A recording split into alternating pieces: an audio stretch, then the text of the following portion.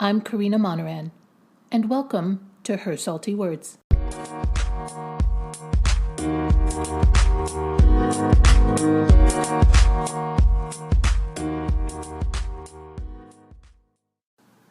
So it's been a minute, okay, a fat minute, like an obese minute, since I've made my first podcast. And I really am not even sure kind of what I'm doing, to be honest. I know what I want. I want to get a whole bunch of women voices together, and I want to be able to share their experiences. But I'm finding I'm just doing it pretty much by myself. The editing, getting the interviews and gathering all the great content. It's kind of challenging doing it by myself, and that's really just my fault.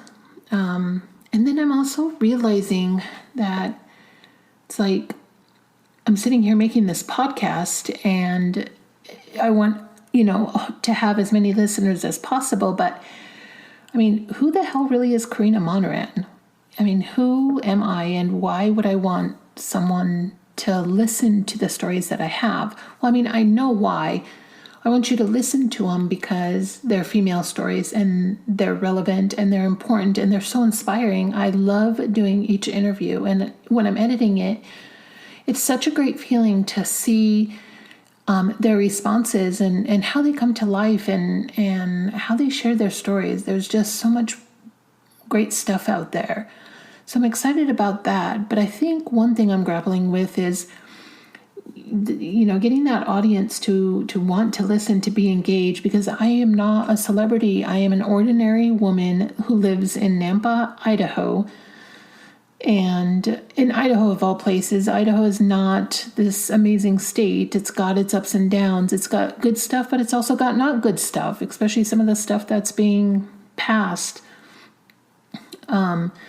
So what makes this podcast special among anybody else? And I don't know that, but I want to take a chance. I want to put myself out there, and I want to get to know more women. And I want, people to really follow this podcast so they can hear those amazing stories. And then through those stories, they can maybe get to know me a little bit.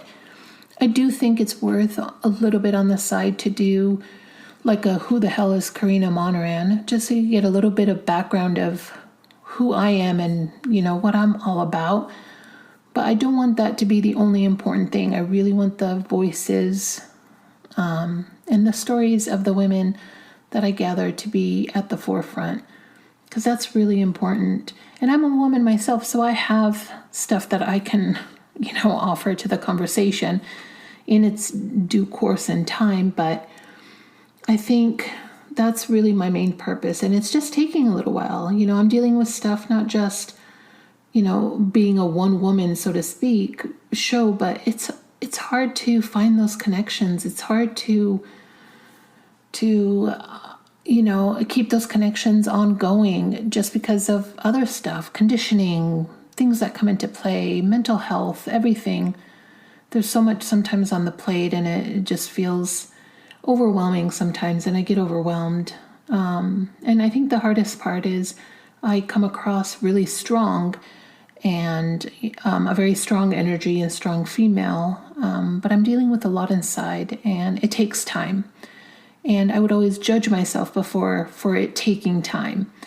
And I'm not doing that anymore. And I'm going to take my time and make sure that I do a good job with getting these podcasts out and getting great interviews, and really making sure I honor these women and what they tell me, because I want them to know how much I respect them and respect their time.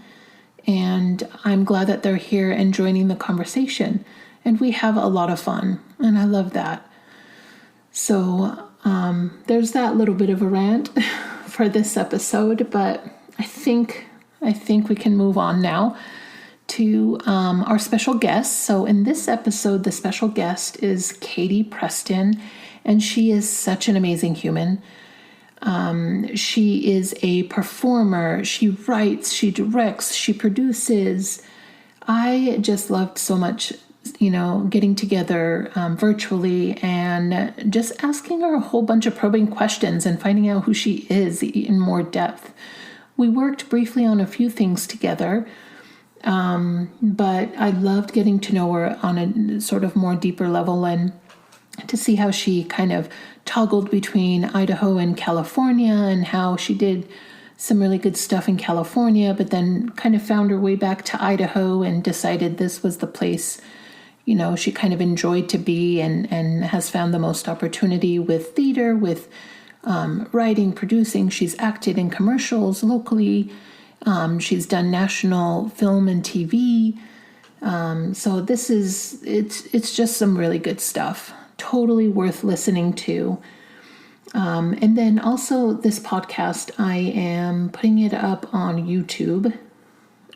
So that way you see the visual part of it if you need to see a person's face when they talk, and then there's also the podcast, Her Salty Words. You can find it on all your podcast platforms like Google, Apple, Spotify, and that sort of thing. I'll also put it in the show notes as well. But if you search Her Salty Words with an I, salty with an I, you should be able to find it. And then I'll also have in the notes Katie Preston's website and IBDM, because she's got a really nice list of great work she's done and continues to do. And then if you'd like, I would love it if you could just hang out and follow along on this journey of Her Salty Words. And I would love if you would subscribe to it and, give it 5 stars. Let's help each other in our creative spaces. And also, Why You Gotta Be So Salty is the YouTube channel. So YWHY, and then just the letter U, and then GOTTA, and then the letter B, so, and then salty with an I. And this will be up on there too. And I'm going to put the link for the YouTube video on this podcast description as well in the notes. So I won't take up any more of your time. So that way you can hear, some really good stuff from Katie. So here is Katie Preston. Hello, Katie. How are you? I'm really good. How are you doing? Good. Thank you so much for doing this and sitting down with me today, just so I can gush about you and just be able to post and then just basically share just how awesome you are with everyone. And everybody already knows this isn't like new information. It's just... You're very sweet. Thank you. It's just that it also just gives me an opportunity to just hang out with you virtually. Yeah, that's what I'm excited about. Yeah. And then, so before we get started, I just want to toast to you being here. Okay. So here, cheers. Here? Awesome. I'm putting all the way up in there. Yeah, exactly. Get in there. That's awesome. Oh, my red wine. I loved it. The other day, I just sat down and I had just this wonderful, nice drink of white wine. And then I followed that up with a little bit of tequila. So we were just having a great night. And, excuse me, my throat.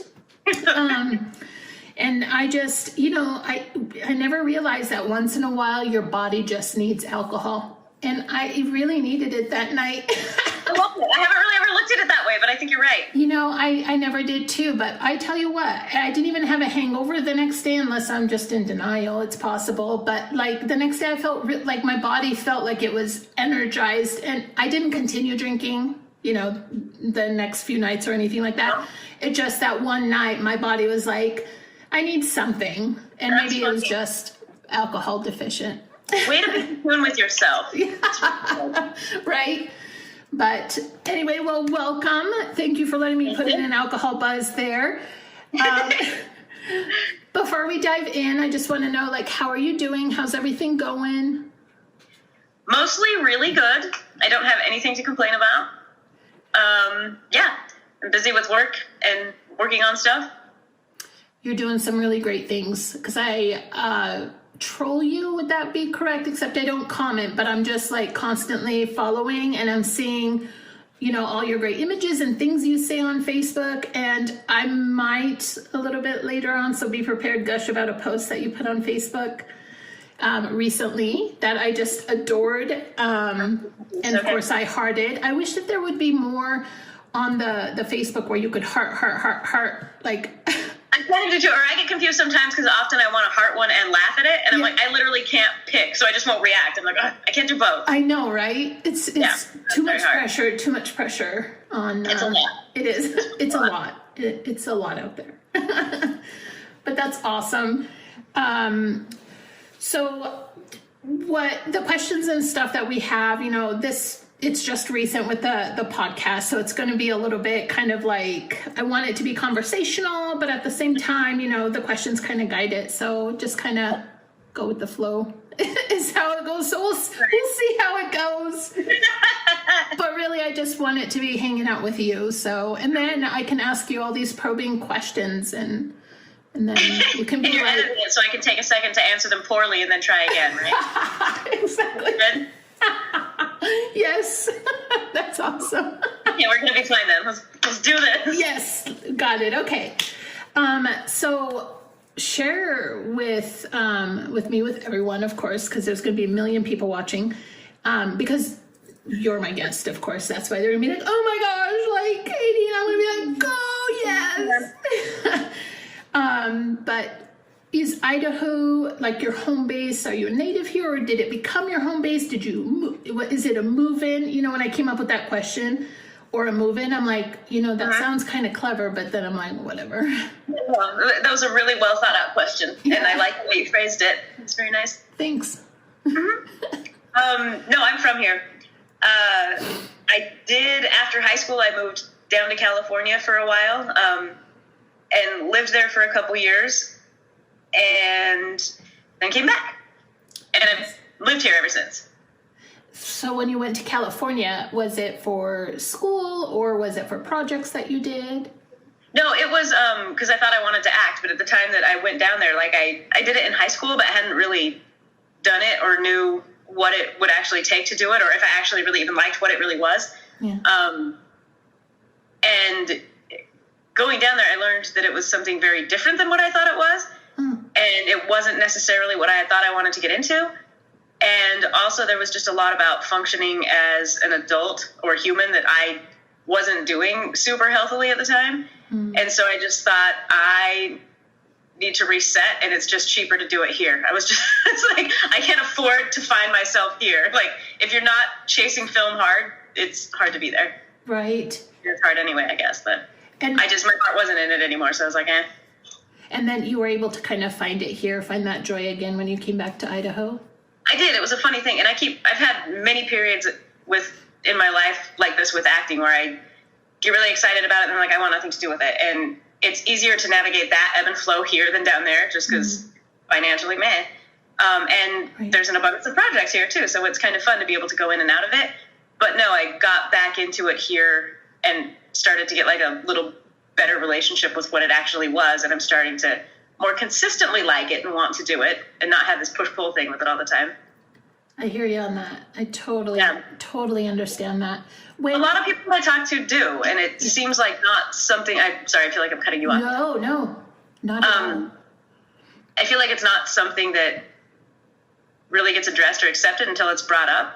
But because I feel like a lot of times you have to present this front of, this is all I want to do and I'm going to accept nothing less and I'm just chasing it. But I don't think as human beings we're wired to do that. Like, our moods change, like our emotions, things happen in our lives that like something else is important now. And I just think it's important to be a well-rounded human and be like, and I remember when I was in LA, the people that I was jealous of were the people in my acting class that were like, I'm going to go find myself as a human and go live in some other place for like 2 years. And I'm like, what? That sounds really cool. And I'm like, but I'm an actor. I have to do this. And I don't think it should be something that limits you, I guess. I don't know. I'm with you there. I'm totally with you. So when did the sort of like stir to want to lead toward performance begin? how old were you? And did you do anything in school that kind of took you down that route to head toward California? Yeah, I started dancing probably when I was like 6.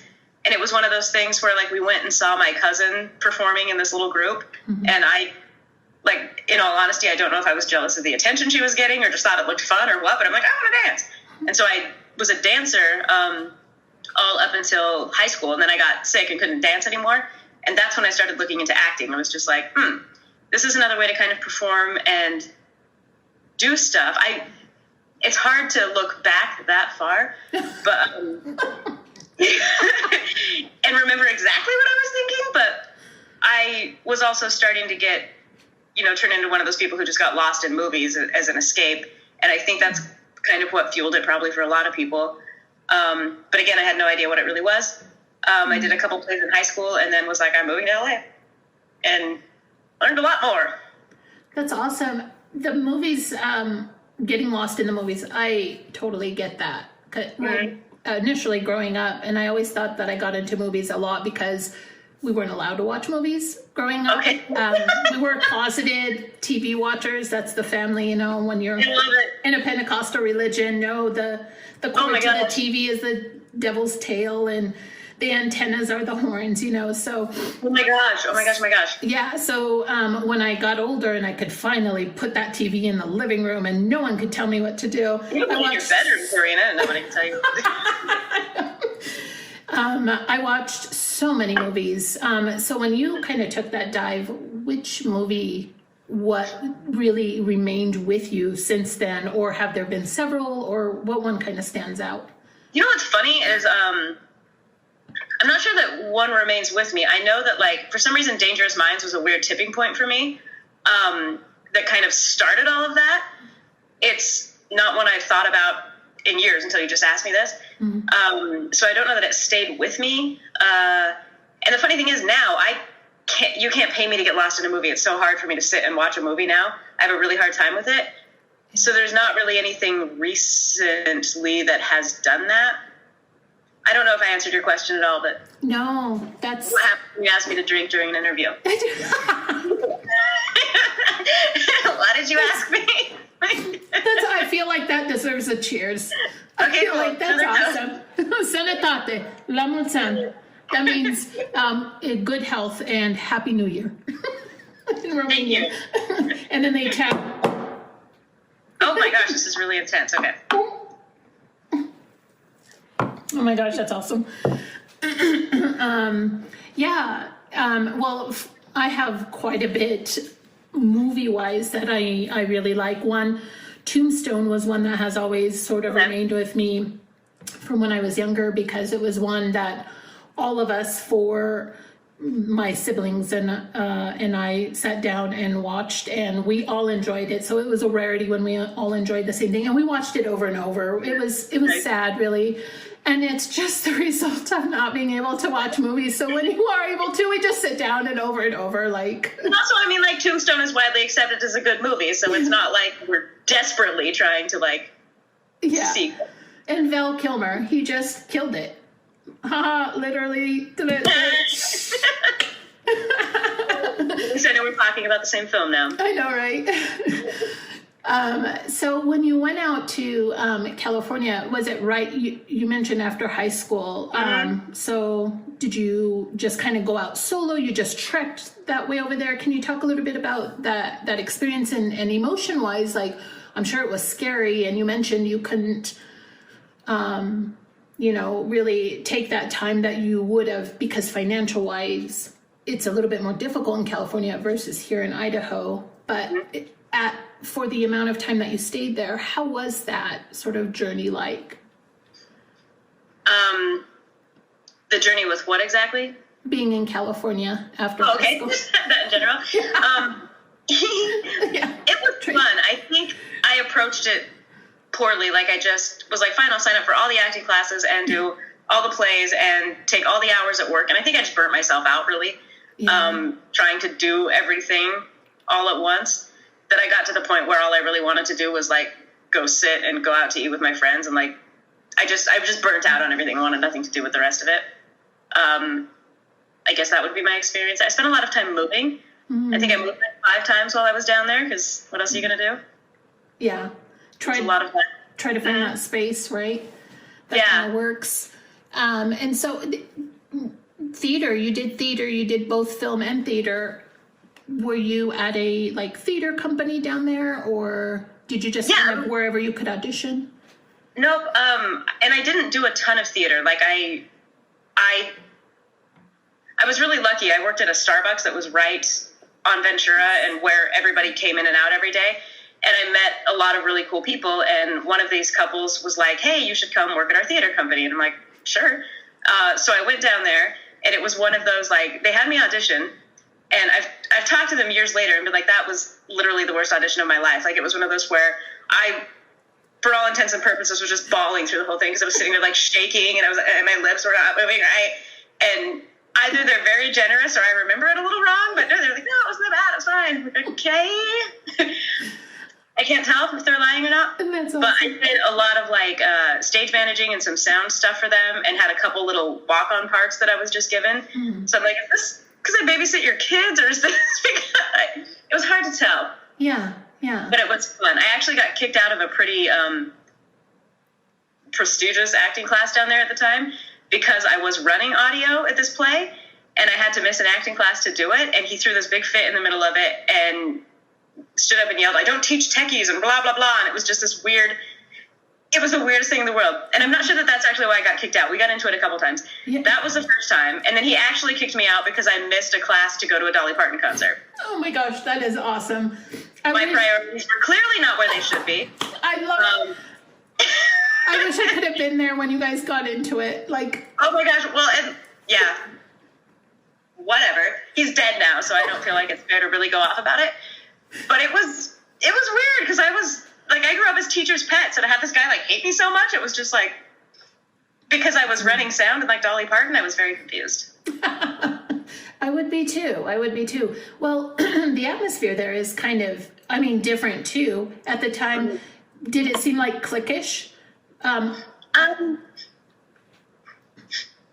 but I don't think more than anywhere else. Like, I think that's something I've seen everywhere I've been. Mm-hmm.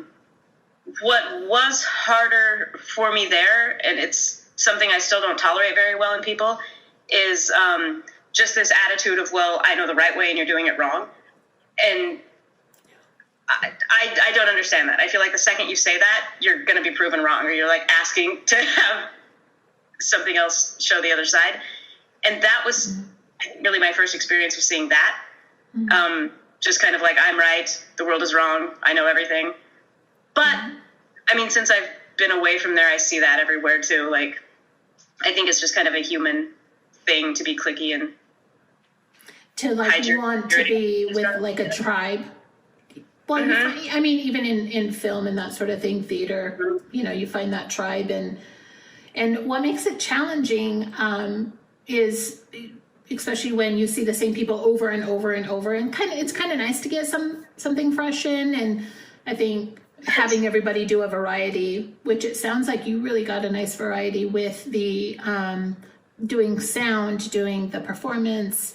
There are quite a bit of things that you did while you were down there. I think that's fun. And, those are the people that I think the most of the project I'm working on right now. Like, I am in awe. Like, almost every crew member we have can rotate through any position they need to. And I'm like, somebody needs help and somebody else knows exactly what they need. And I'm just like, this is great. Like, nobody's sitting here pulling an attitude and saying, well, it really should be done this way. I'm like, yeah, I feel like it should be done however it takes to get the job done. Like, well, exactly. And then listening to how not just the performance, but the creative project itself is coming alive. Like listening to the characters, to the story, and what works best for it. And it sounds like everyone's pretty flexible with the ebb and flow. It's going really well so far. That's awesome. It's great to have good chemistry. Yeah. That's really good. Yeah. I feel pretty lucky. I hope they all would say the same thing, but yeah. Oh, I'm sure they do. Again, just from stalking you on Facebook and all the great things you do, there's a lot of always great responses. There's hearts, there's, like confetti being thrown, and And so there's a lot of love there and appreciation because you bring something really hardcore to the table, in your performances. I mean, and we're jumping a little bit here, but it makes me think of the actor's workout. That's where I feel like where we sort of crossed paths the first time was in actor's that's the first time I met you, yeah. Yeah. And you were really diving in performance and doing a lot of things then. And I was starting to tap into the directing side there, and not just the performance. And I had you in a group with another dude. So it was you and the dude. And just the scene that was chosen. In fact, there were a couple different ones. One was from The Good Wife, and then one was from The Closer, I think. I thought The Good Wife is the one I think I remember doing. Yeah, it was The Good Wife, and I loved that scene in that. Oh, it was such I watch it over, and it just was good performance, good writing. But I just remember, just watching you, and I remember loving what you were, how you were just diving into the character in that short amount of time, and it's interesting because I feel like, there was feedback of, well, you're not really showing in your eyes. You're not really, we're not able to kind of see the expression in your face. And I immediately jumped and was like, I'm kind of countered that. I don't know, because I guess it just depends on the moment and what it is and who's watching, right? But I know I loved it. And so that always remained with me. And I thought, man, I need to hang out with her a lot more. So I'm like, what's the best way to do it? Just follow her on Facebook and see what she's up to. And then when it comes time again, I'll just throw out something. Hey. That was still the best, though. It's that hey you threw out. I was like, perfect. That's great. And so now you talked a little bit about how you were inspired to become on the performer side. How did you then dive into the writing and editing side? Strangely, part of me has always wanted to be an editor. It's nothing I was ever going to chase or pursue, but I really always wanted to. And that happened when I was working at one of the places that did all of the food videos and stuff. And we were using an editor out of LA who's still a very good friend. I love him. But there was just some issues with getting the files back and forth all the time, and the speed at which we were moving sometimes, and just trying to work with somebody in a different time zone. So we had a weird Christmas break there, and I was like, I'm going to learn to edit. So I sat there and took this stupid online course, sitting at my desk in there, and just kind of started slowly taking the food videos over so we could do them there, and have branched out a little bit. Thank you. I've gotten to do my first short now, and then a bunch of music videos here and there, and then the web series I'll be editing too. Wow. Yeah. That's fantastic. It's awesome because it's you want to learn as many things as possible. Just whatever's coming in your path, you seem to be really driven to try new things. I like it, and I think it's something that took me a while to realize is okay, and doesn't mean that I'm scattered or unfocused. Mm-hmm. It does make me realize I'm probably never going to get to the top of any field, but I don't care, because I think one of the things I did realize in LA is so many people get to whatever is perceived as the top, and it seems lonely and sad and isolating, and this thing you're clutching onto to make sure you can prove something to everyone else. That's what it would be for me, I think, if I don't think that's true for everyone, but I think a lot of people go after whatever they see as the pinnacle is this thing to prove to everyone else that they're worth something. And I think that's sad, because when I was doing that, I realized how many things that I care about that I was pushing away to do that. Life is short. I want to learn how to do a little bit of everything. And if something really pulls me, cool. But if not, I can just keep juggling. I love that. I love that so much. And I don't think that enough credit is given to trying out all those different things. Yeah. Because they're tools, and isn't it amazing how it just all runs together? They all complement each other in some way. And well, yeah. You were going to say? Yeah. Well, just that, I was lucky. Katrine helped me early on, sit in with some casting sessions with her. And that immediately made me a better actor. But also I was like, oh, I like casting too. This is fun. But seeing that side of it, you calm down as an actor quite a bit to be like, oh, it isn't anything you can control half the time aside from just being ready. Yeah.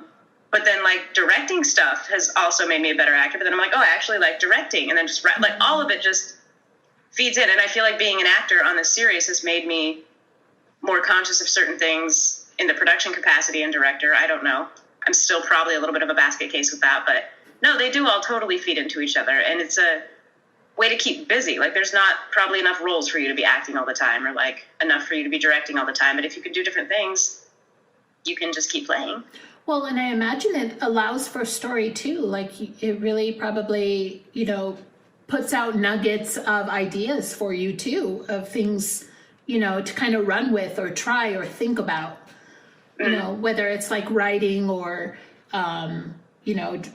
like you were saying, it all feeds together. Seeing when you direct, maybe that feeds into like editing in terms of, how an angle should be or the production side.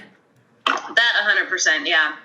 And that's played in like knowing I'm editing this web series. It's been beautiful having Brandon on this because I feel like he and I can communicate really well. So it's nice to be able to drop my editor brain while I'm acting and just be like, he's got it. Like, don't feel like you need to be watching the monitor. Like, just fucking do what you're doing. Right. It's fine. I didn't ask you about swearing on this. Is it okay? What's that? I didn't ask you about swearing on this. Oh, no. Didn't you? I mean, well, not that I expect everyone to notice details or anything, but on my little thingamajigger for the podcast, the picture, it says, I'm Maria fucking Sunshine. Perfect. So that's right there is the permission for everyone to just be free with their cheesecake. I think it's delicious, so it's okay. All right, and then. Yeah, but thanks for asking, though. But that's fantastic. That's wonderful to be able then to give your full focus on the performance part of it. Know that you have someone that you can trust, being able to do the edits and still be able to have sort of that teamwork and sort of input. Obviously, if you're editing it too, you still want to have it sort of your style and through your eye that you're envisioning. Totally.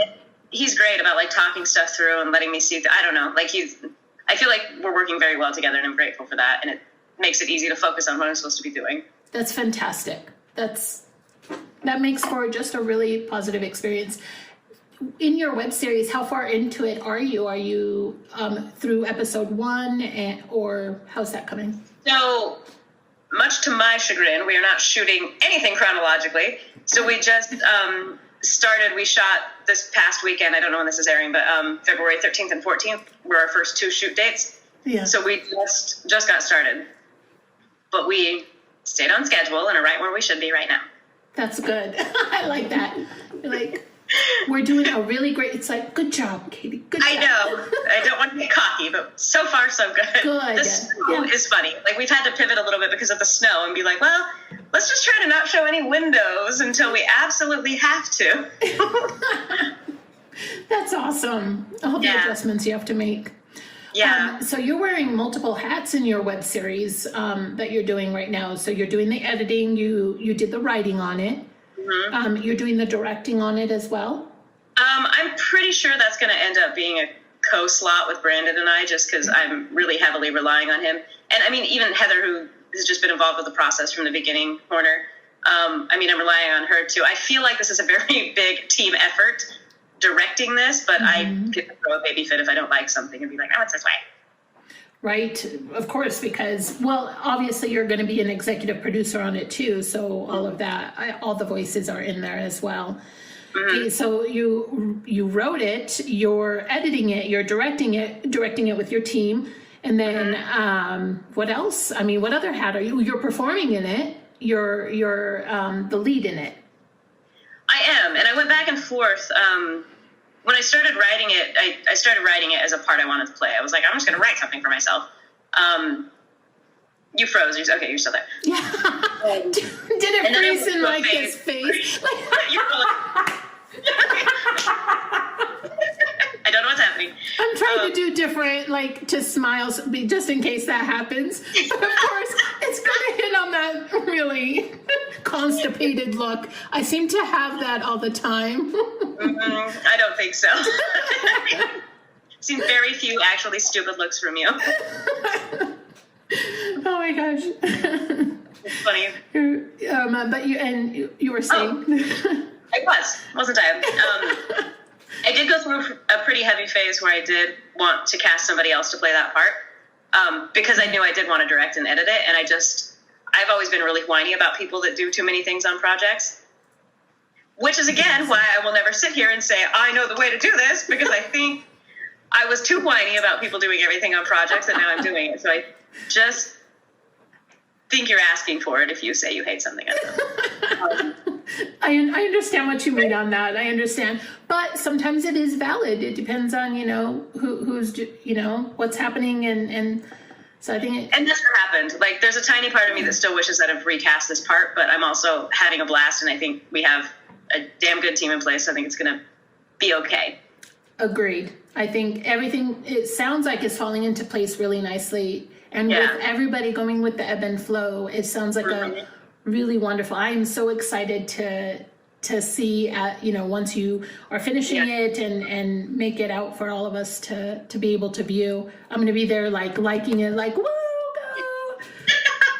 And if you don't like it, I'll be like, is she just stalking it and not liking it? Or what is she doing? I'm going to wonder, Corina, every post that you don't like, I'm going to wonder if you just didn't see it or if you're hiding. I know.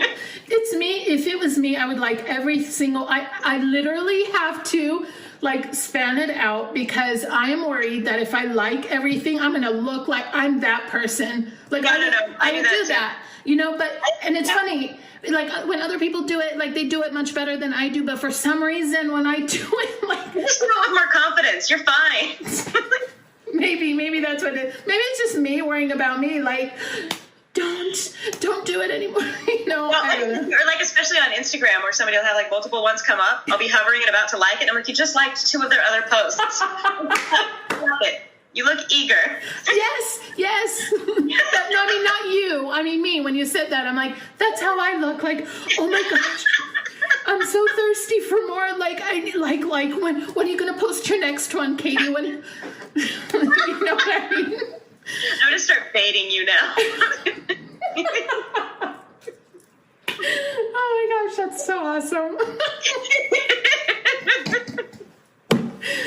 I know now, and now I just know I'm going to be online, because it's so weird that you can track people when they're online, because that stupid green button that comes on, right? So it's I get on, I'm like, oh my gosh, they know I've been on. And, it's... Yeah, and it tells you how long since they've been on. Yes. They were 24 minutes ago. What are they doing now? Why did they log off? What? Right? Or I'm sending a message, it shows active. Oh, and then you get on and send it, and then it shows logged off. I'm like, did they log off because I sent a message? Who does that? So I saw this thing on there, though, in your settings called dark mode. And I interpreted it as they can't tell if you're on or off, but I don't know if that's what it means. Oh, do you know what that is? I do not know. I'd have to look at it to know. I kind of wonder, because dark mode makes me... I was going to grab my phone, but I can't because I'm using everything. Oh, never mind. I was going to try to test it with you right now, but we'll do it later. But dark mode on iPad, on iPhone, is the... Are you okay? I don't know. I just can't get my words out. Just use your words, Corina. Just use your words. Salty. They're too salty. Salty. I love it. Oh my gosh, I love that. But there's a dark mode on the settings when you set up the phone that has the background as dark. Okay, yeah. So I wonder if that's what that makes me think when I hear dark mode. But Facebook, just in their creative ways, might mean something different. I mean, there's got to be a way to hide that so people can't see your green dot. Yeah, or I wonder if it's like IKEA, where IKEA is designed and they actually have a document, which I read an article and saw the document at the executive level that talks about how to set up the store so that way couples will get into a fight. By the time they leave, they will literally break up or just have severe relationship problems. It's designed for that. And so, I wonder if Facebook is designed to make insecurities creep up in a person and just explode. What bothers me about IKEA and the potential that I bet you're right with Facebook is that somebody is getting paid to fuck with people. And I'm like, I just think that's one of the ugliest parts of humanity is Yes. the desire to mess with people, especially for profit. I'm just like, what? That is so true. I mean, so not only does a couple buy like hundreds of or not hundreds and thousands, but just hundreds or thousands, and then they break up. That much. Yeah, Like, no. I mean, no. It's like these execs. That's enough. That's enough of that. No more. Taking away your toys. Right? Take the money back, just like GameStop did.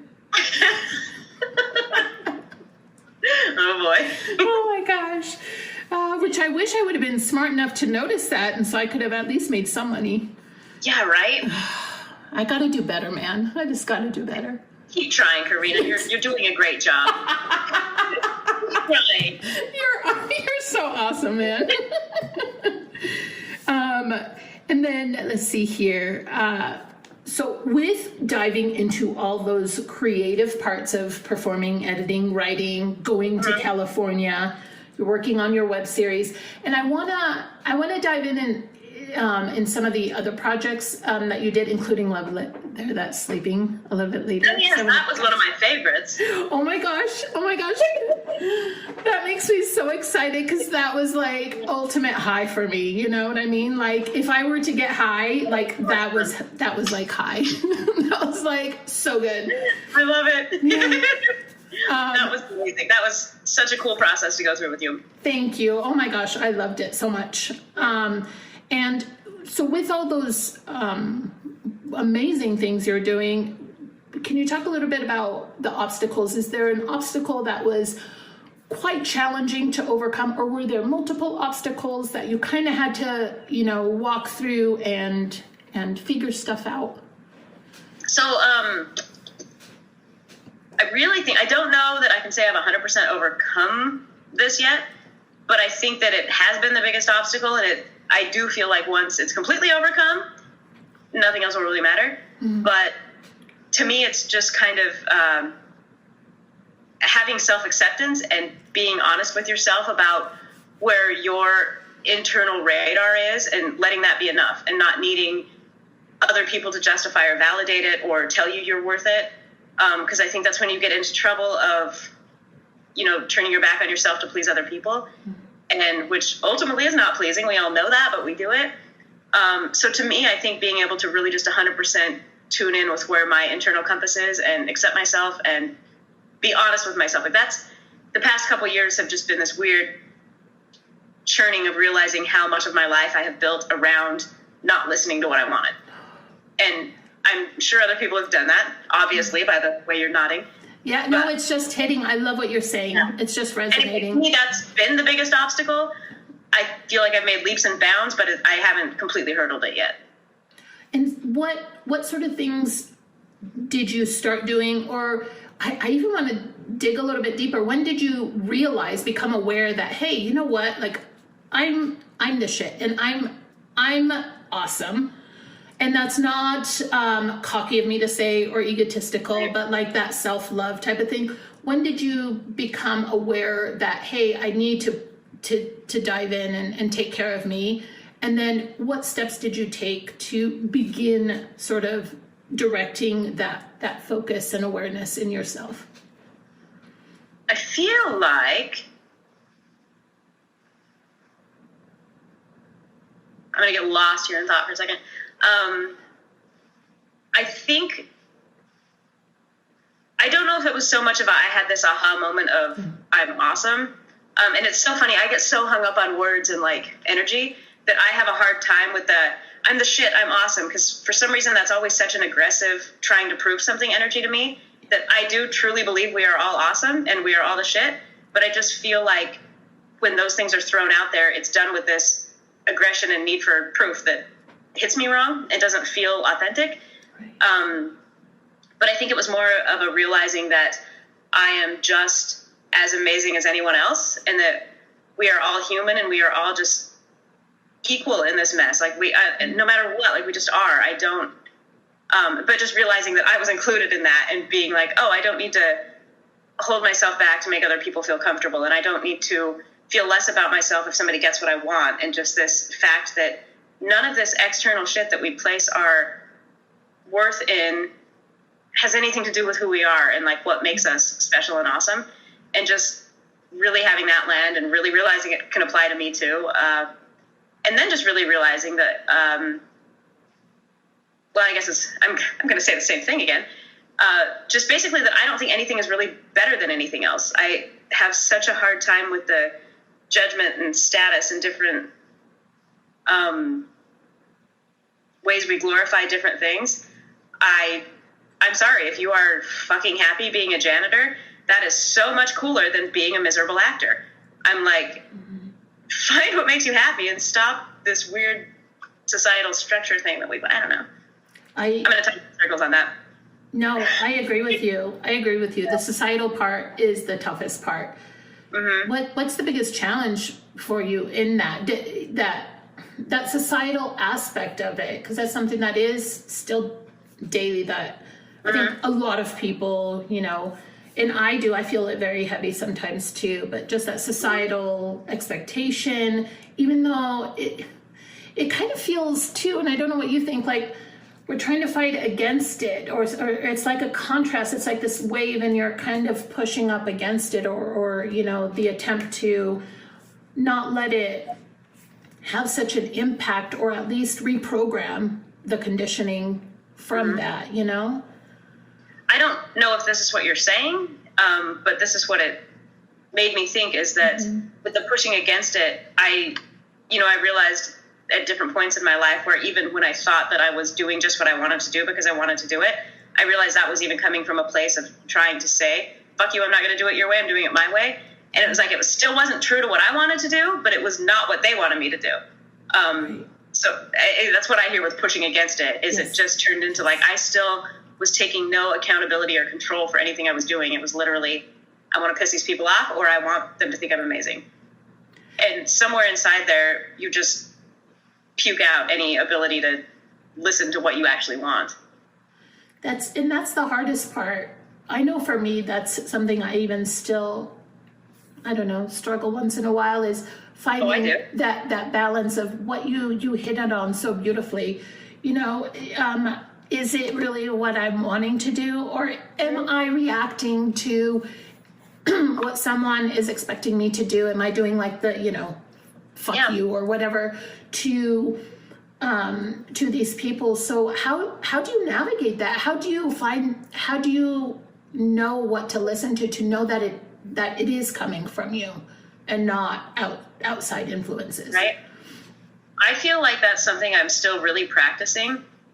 And I'm going to sound like a big fat cliche right now, but I'm like, it's easier for me when I do maintain a practice of like trying to meditate and journal and like give myself quiet alone time every day.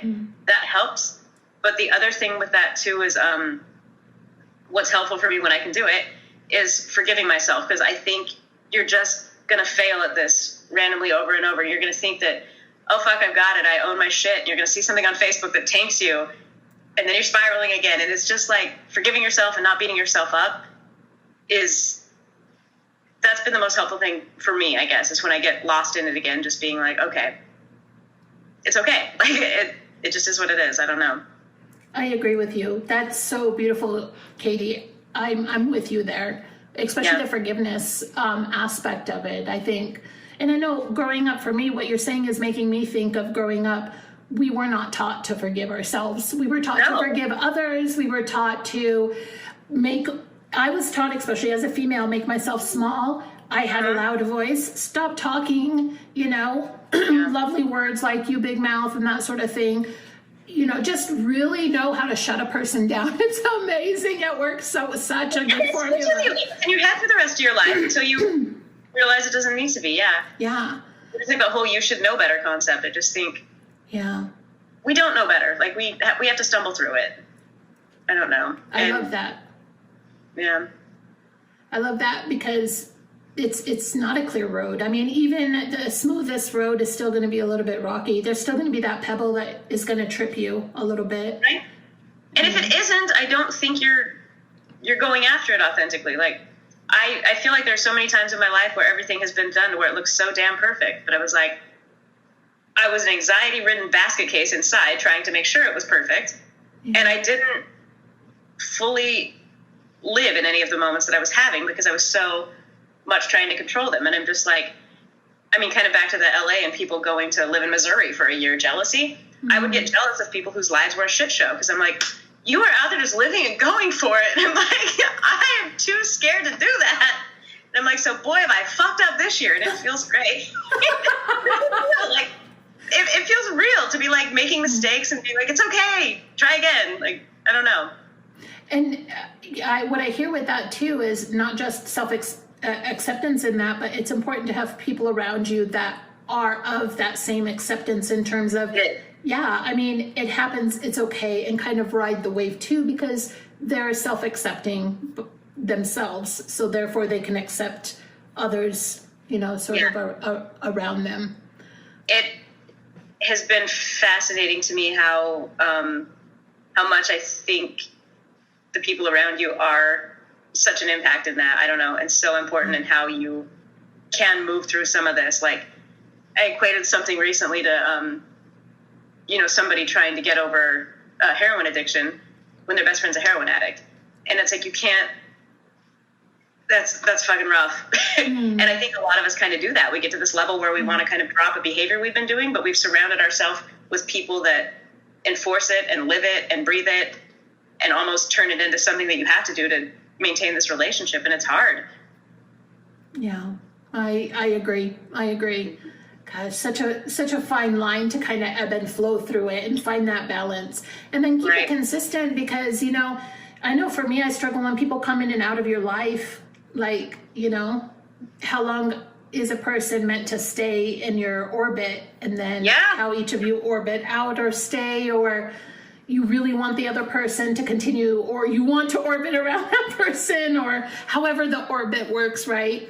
And then it's like there's something more beyond that says, nope, you finish. And it's so hard, but it's so beautiful when you can let that go, because it's holding you both back from where you need to go. And I wish that it didn't have to be like a hurtful thing. I wish people could embrace more, hey, this hurts, but we can do it with love, and maybe we'll rejoin something. I don't know, but yeah, I've just watched so many people, and myself included, and I don't want to say waste your life, because you're learning from whatever happens. I think if you stay in something too long, you're still learning something you need to from that. But boy, there's a power in letting go gracefully, I think. Go for it. I so agree with you. That space that opens up, when you say that, it makes me think of that. It makes me think of letting go allows for the space. I don't know if I could say it, or are you going to cut it? I don't know. I would so keep it in. I love that choice right there. If that was like a performance choice. I want to hear what you're going to say, but I can't listen right now. No, go ahead. Do it. Do your thing. Okay, yeah.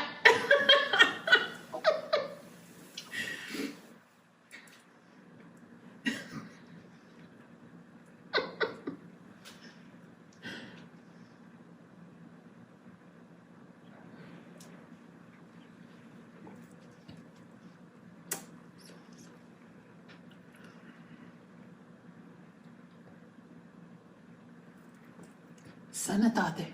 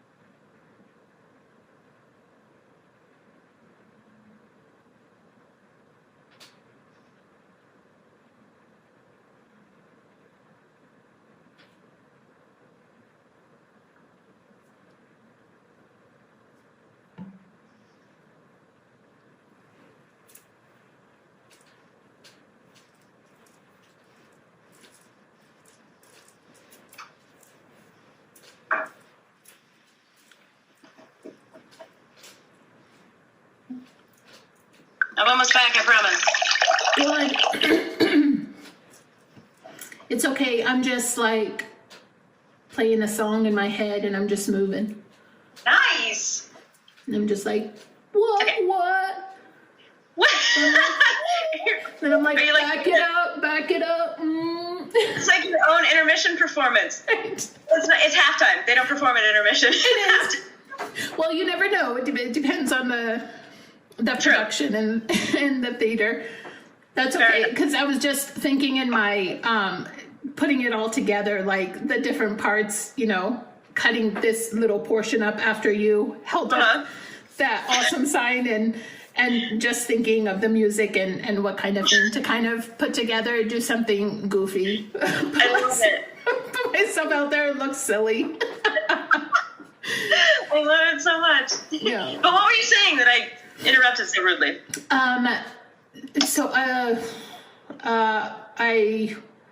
We were talking about the being able to. Oh yes, the space. So I was just continued being inspired in terms of what pops in my head. When you were describing letting go and how beautiful that can be. Oh, yeah. And the space that opens up from that for both, you know, sort of parties when that happens. It is beautiful. It's also so sad and melancholy, all of it. There's so much emotion in that, you know? Yeah, but even like, to me, I think to have authentic sadness and melancholy is, like, to me, that's still really beautiful. It's better than having that weird, jaded, I'm clutching on too hard life. Because, I don't know, like, to me, I think anything that's happening authentically and real, I'm like, okay, you're living, you're doing what you're supposed to be doing here, you're going through it. It fucking hurts, but so does hanging on to something you shouldn't, and so does denying reality, I think. Mm-hmm. A different way. Maybe we're more comfortable with that discomfort, I don't know, but I don't know. I don't think pain is bad. Yeah, no, I'm with you there. Yeah, and I don't know. It's for me. I know I learned the pain aspect of it, the beauty part, when you can embrace it and let it sit there instead of pushing it away. Yes, just the feeling of pain. You know, outside of whatever situation is going or the person. That was always something very difficult for me. And a lot of it was conditioning once I realized, you know, sort of where it was driving from and why I was doing that, the avoidance of that.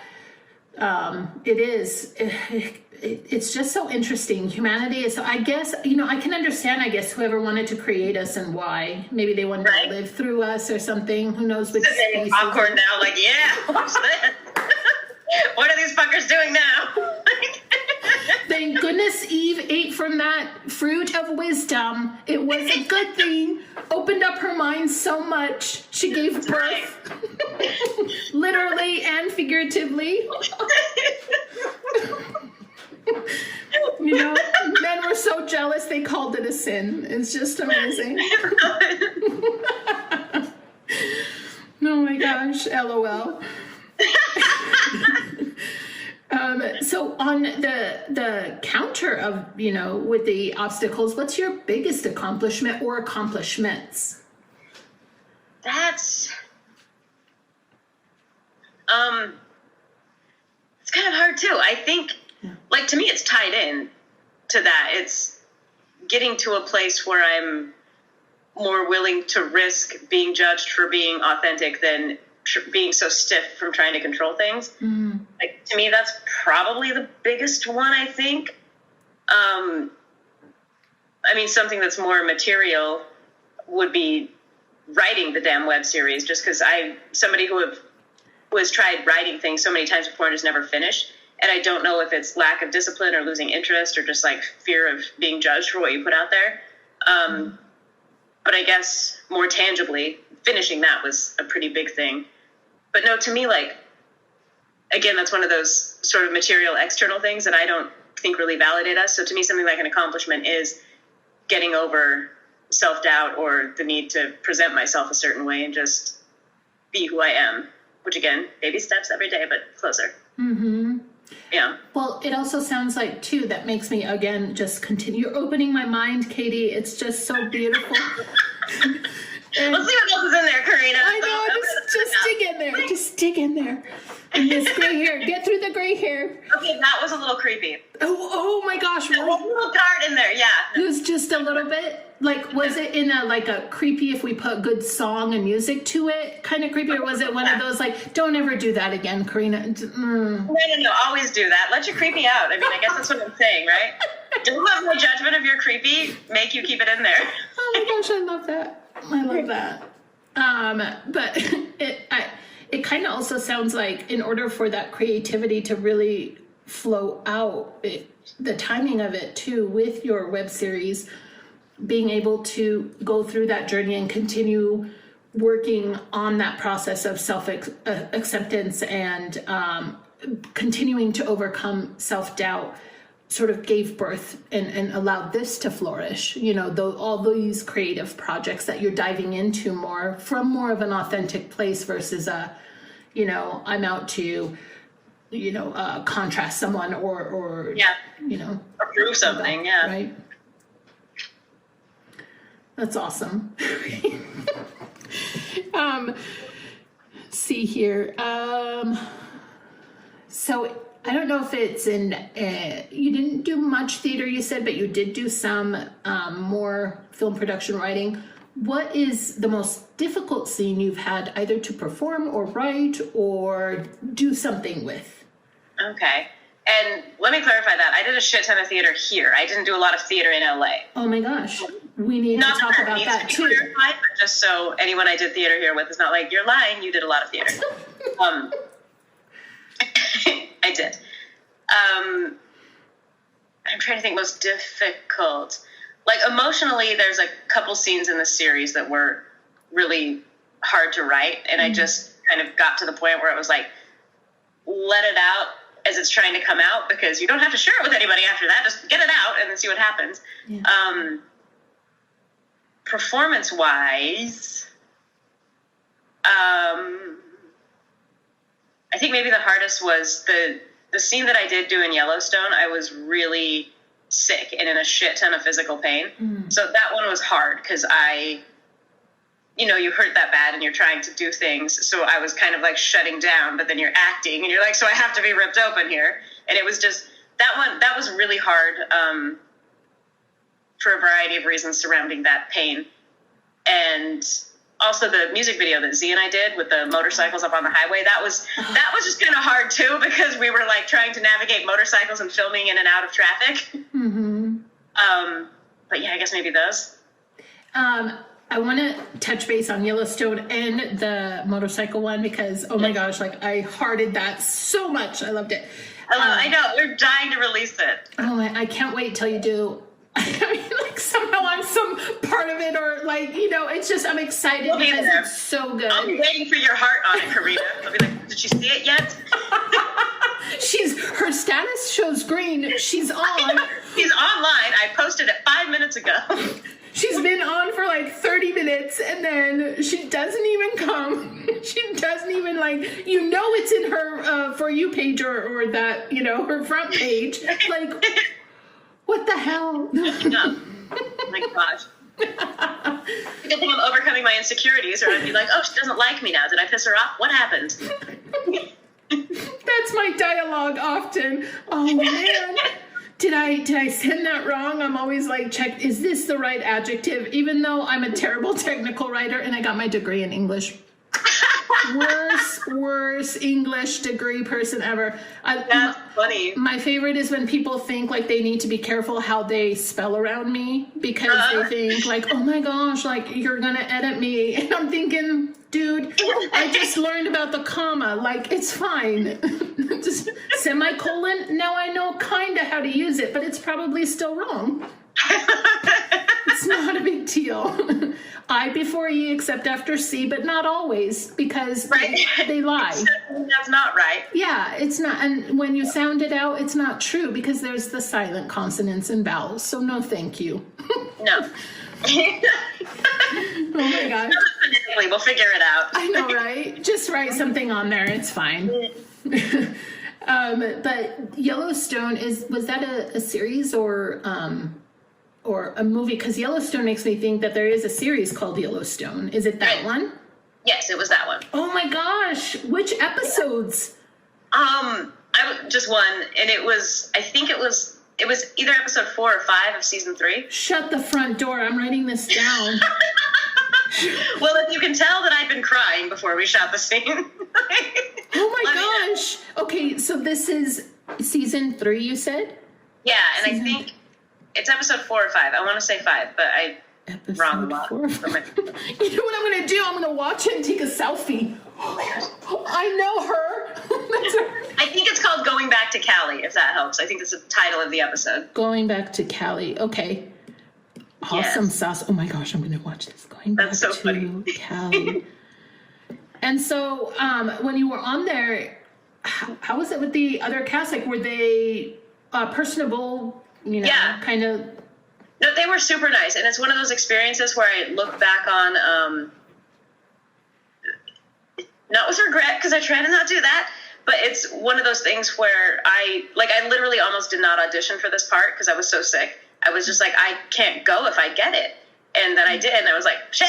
And so it was one of those things where I was just so fucked up physically and emotionally at the time that I don't feel like I was able to really engage and be a part of stuff like I would have liked to. But everybody was really, really fucking nice and welcoming and just cool. Like, just really cool.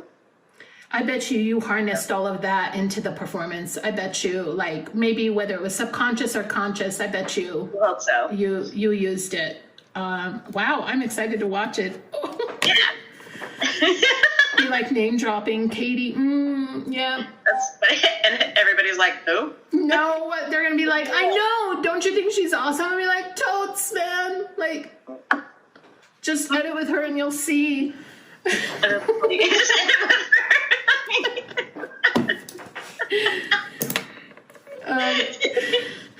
We've almost got a really good shorthand down for it, I think. We do, yeah. It's the best. And then the music video you did with Aaron, talk about that. Like, how did that flourish, become? What motivated it?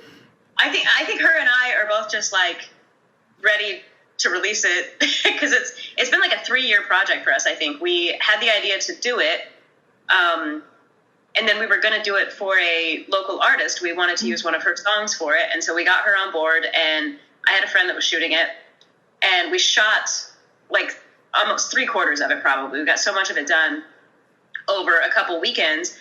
But then something happened. The guy I had filming it had conflicts and couldn't really do it anymore. And then the artist we were using, there was some weird stuff going on there interpersonally. And so it just kind of fell apart. And then winter came, and it's a motorcycle thing. So we waited out the winter and then touched base back with both those people. And they were still just not interested. One of them ghosting us. We're just like, okay. And then we basically sat on it again. And then I was ready to scrap it. I was like, well, let's sit down and see if we can find footage we can both use for our reels and just be done with it. And somehow in that conversation, I'm not sure I don't know what happened, but we both realized that I live with a damn musician. We're like, why don't we just use one of his songs? And so we talked to him, and he was like, fuck yeah. And so we found one of his that we both really liked to do and came up with sort of a new storyline for it, and got another guy that we hired that helped us shoot the pieces that we needed to fill in the gaps, basically. Nice. So this has been taking 3 years, and then all that happened, and then I was able to edit it. And now what we're waiting on is Jared, the musician I live with, is getting the song mastered, because he does, standards are here, he does everything here. So now we're waiting for this big mastering, and he's going to kill me. It might be mixing. I don't know. I'm sorry, Jared. It's one or the other. He's waiting for the song to come back in a better form than it's in. And as soon as that's done, then we'll release it. Oh, fantastic. How exciting. Well, you showed it to me, and so I feel just so Your excited. reaction is my favorite thing in the world. I could not believe it, dude. I kid you not. When you watch it, you can feel it from just my mom said the same thing. Yeah, just the first moment, and you don't know why. There's no nothing giving you warning, or it's just you're immediately hooked in, and then you literally get on the motorcycle with both of you. Yeah. But for some reason, you're just drawn to one over the other, and you can't figure out why at first. You're just like, no. You're just like, that's what I was saying internally, like, no. And then I'm grabbing the tissue, and I'm like, no, it's not okay. That's so funny. Well, but it's interesting you say that, because like we didn't know what we wanted to do with it at all, and literally I turned that song on and just laid there and listened to the song for like 4 minutes, and I started bawling because like I could just see it without even trying. It's like something about the tone of the song, like I don't know. I was just like, oh shit. Well, it's paired with what's going on in the video, and it's the visual of the video that gives it the strength. Both of them complement each other, but you're gripped when you see, I don't know if it is that initial melody and then the words, and then it's paired when that happens. There's something that just sinks there. Yeah. And then you're just, emotion just begins, and you try to act like tough, like, I'm not crying. I don't have this tear coming down my, like, no, I'm fine. Onions. I'm fine, exactly. Like, knock it off. We're not even eating dinner. Like, who said we're cooking? I thought we're ordering out. Where's Uber? Where is... That's the question of the day. Where the hell is Uber? I thought you were catering, Corina. Oh my gosh, that is so awesome. And so when you release it, are you going to release it on YouTube? Are you going to release it? How is that release going to look like? So I can't fully speak to that because Jared does a lot with this promotion company he's working for but he works with a promotion company that helps promote his music and gets it in like different blogs and stuff. So I don't honestly know what's going on with it, because I'm a really good person to live with and listen to every detail that's shared with me. Now I feel like a jackass. That's awesome. He's going to be promoting it very well, and I'm just going to sit back and watch. That's the way to do it, man. It's like, you got this. Be that cheerleader. Woo! Yeah, go, Jared. Go team. Oh my gosh, that's awesome. Mm-hmm. So you talked a little bit about, wait, did I already ask this, the difficult scene? Yes, because you talked about Yellowstone, and then also the motorcycle one too. Yeah. Those were kind of difficult. Then what has been your favorite movie, commercial theater project? Oh, and I want to dive in, before we even ask this question, let's talk a little bit about the theater, the theater part that you did here in Idaho. Okay. Maybe even let's start there. Can you talk about how did you get it in it here? And then do you still kind of dive in it? And then which one kind of was your favorite?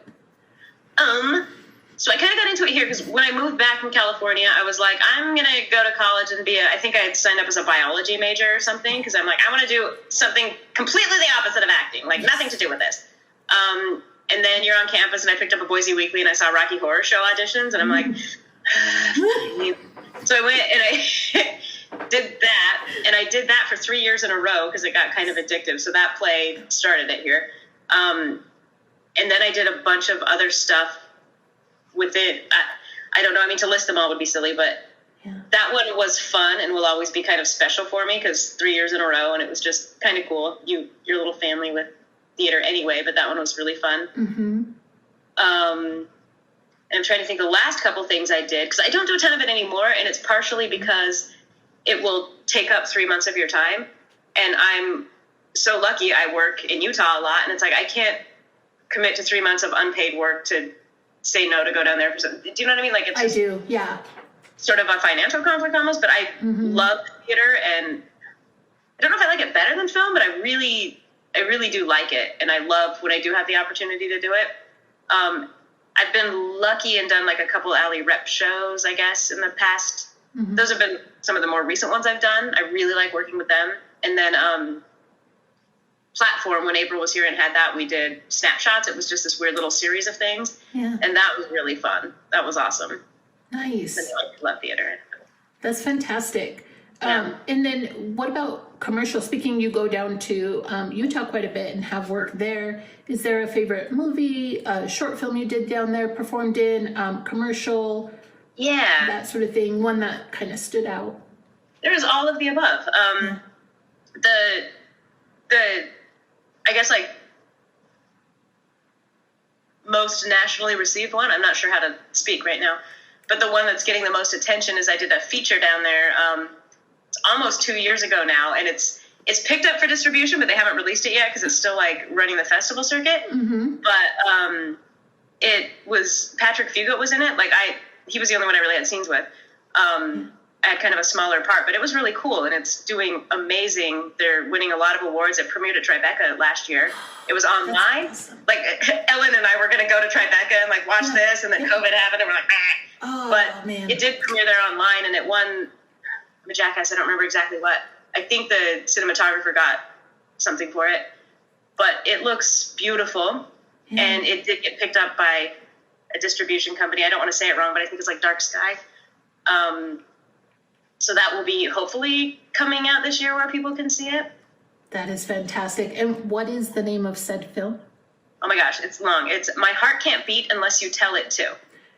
Okay, I'm just writing this down. Excuse me, just a moment. My heart can't beat unless you tell it to. Mm-hmm. It's really cool. It's touching and creepy, and like I'm not a big horror person. Yeah. But it's touching and creepy, and it was one of the coolest teams of people I've ever worked with. Like, these guys are amazing. That is fantastic. How wonderful. Another one that I can watch out for, and just continuous stalking, I feel like that has to be for you. Yeah, like it just Corina, you can just like check that out. The blog is password protected though, so why don't you get on there and try to figure out what the blog password is, and then we'll know how seriously stalker you are. If you can stalk me enough to get into my mind and figure out my password. Right. All of a sudden you see a picture posting and you're like, what? What? Bitch did it. You'll be on production on your web series. What the fuck?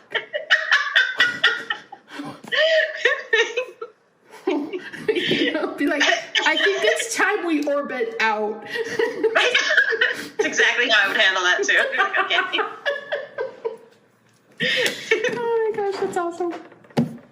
Oh, that's so good. And then commercials, you've done everything, so have you done commercials as well?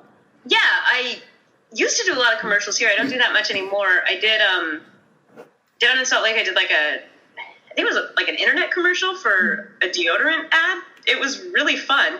It was really long, but it was a commercial. But that was another just stupid cool experience to do that. And it turned out really funny. They did a good job with it. It was kind of in like the poopery style, but it was snarky and fun. So I liked it. That's fantastic. Yeah. I love that. Is there a commercial, the deodorant, it sounds like this one that you're talking about, but is there one that kind of really stands out where you're just like, I'd do that again? I would 100% do the deodorant again. Yeah. I'm trying to think if there's one that stands out that I wouldn't do again. Like I got to be the lottery ball for a few years. So in some of the like Powerball commercials I would, and one of the things that was really fun is they put me in a harness and strung me up one time. So I was just in this big ball suit kicking around so they could get me in the air on a green screen. That was probably like one of the weirdest fun things I've done. That's awesome. You're just hanging out. I would do that again. Except I say that, but it hurt. Like, I don't know if you've ever been in a harness, but it pinches in funny places. So it was still very fun, but there was pain involved that I wasn't expecting. And it's not the kind of pain that you kind of want to sit in, literally, to the bench. Right? Oh, just so full of them. In front of a bunch of people, you're not going to sit there in it. Even if I am enjoying this, I don't want you watching it, so just let me Exactly. Oh my gosh. Well, and then you talked a little bit about like some you didn't like doing. Is there any that you kind of, outside of it being hard emotionally to, because of just stuff going on, whether it's physical, being sick, tackling a cold or that sort of thing. But was there one that just wasn't fun to do because just things either felt forced or just didn't align, or it just wasn't enjoyable because the environment didn't help it to be enjoyable? Honestly, I'm sure there was, but I can't think of anything off the top of my head right now. And also, in all honesty, I'd be really hesitant to say that somewhere that's getting recorded. But I don't, I honestly can't think of one off the top of my head right now.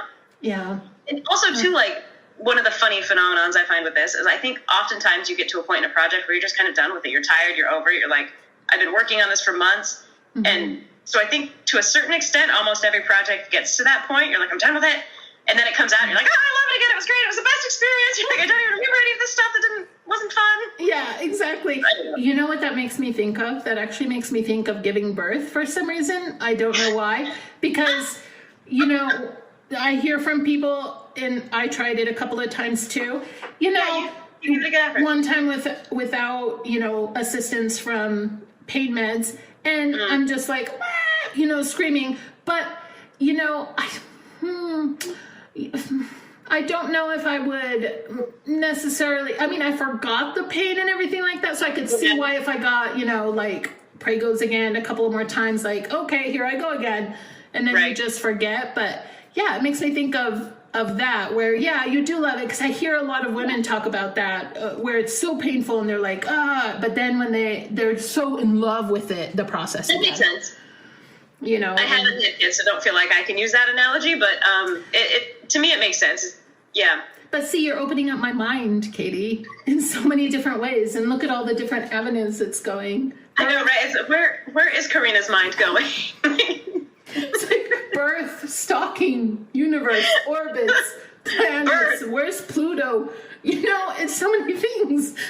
Is Pluto still a planet? Did they deplanetize it and then? Yeah, no, Degrassi, I hope I'm saying his name right. Forgive me, Degrassi. Like, I don't, you know, but no, I don't think it is. In fact, Erin and I talked about it too, where she's like, yeah, it's not a planet anymore. I don't know. It was like, I know, what up with that? Who said? I know. What is it now? Floating rock? How does this affect our birth charts? Like, so Pluto's like a planet in birth charts, right? That signifies some pretty serious shit. Is it just, like, are we just dead there now? Or are we being defined by a rock that is nothing else? I feel like we need to talk with him and have a conversation. I feel like I need that evidence to support it. Like, where's the citation? I mean, I know this is like kind of a women-centric podcast, but could you get him on here? I mean, if enough women have the question, we can get a man to answer it, right? I totally agree.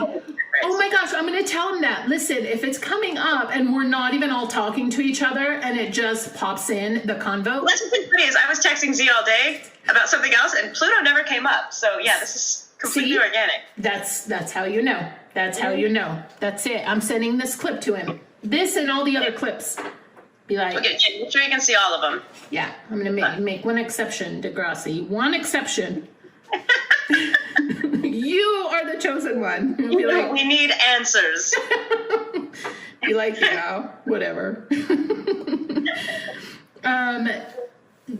So with that, though, when you mention, which is a kind of a nice segue with the podcast being kind of more female focused. Yes. If you were to mentor young girls or women today, you know, just whatever walk of life or where they're at now, regardless of age, whether it's teenager or 20s, even women coming to awareness in their later years, 30s or 40s, what would be some advice that you would give them in navigating through life, especially here in the United States with everything that's going on? It's like, you can do this, Corina. You got it. Write it down if you have to. Use your words written or just get them out. Oh my gosh. But I think I did hear you. And I think, again, I feel like sometimes this is sort of an unpopular opinion, but I have a really hard time I guess maybe it's because the way I look at it. Something that I would say to a young woman coming to the United States is probably really similar to what I'd say to a young man. Because it comes back to just, really taking the time to figure out who you are and really being true to who you are and what you want, and being aware of what society is doing around you, but not letting it mold you away from you. I do think women have different struggles than men do, but I don't know how I would particularly speak to that, because I think if you're focused on authenticity in your center and that woo-woo, that you'll handle the rest of it better. I don't know how to address certain things with sexual harassment other than, like, you gotta deal with it the way that's right for you, which I honestly think is different for some people. Some people are confrontational, some people are avoidant, and I think whatever makes you feel safer, you have to deal with. But again, it just comes back to really taking time to let you be the one that defines you, I think.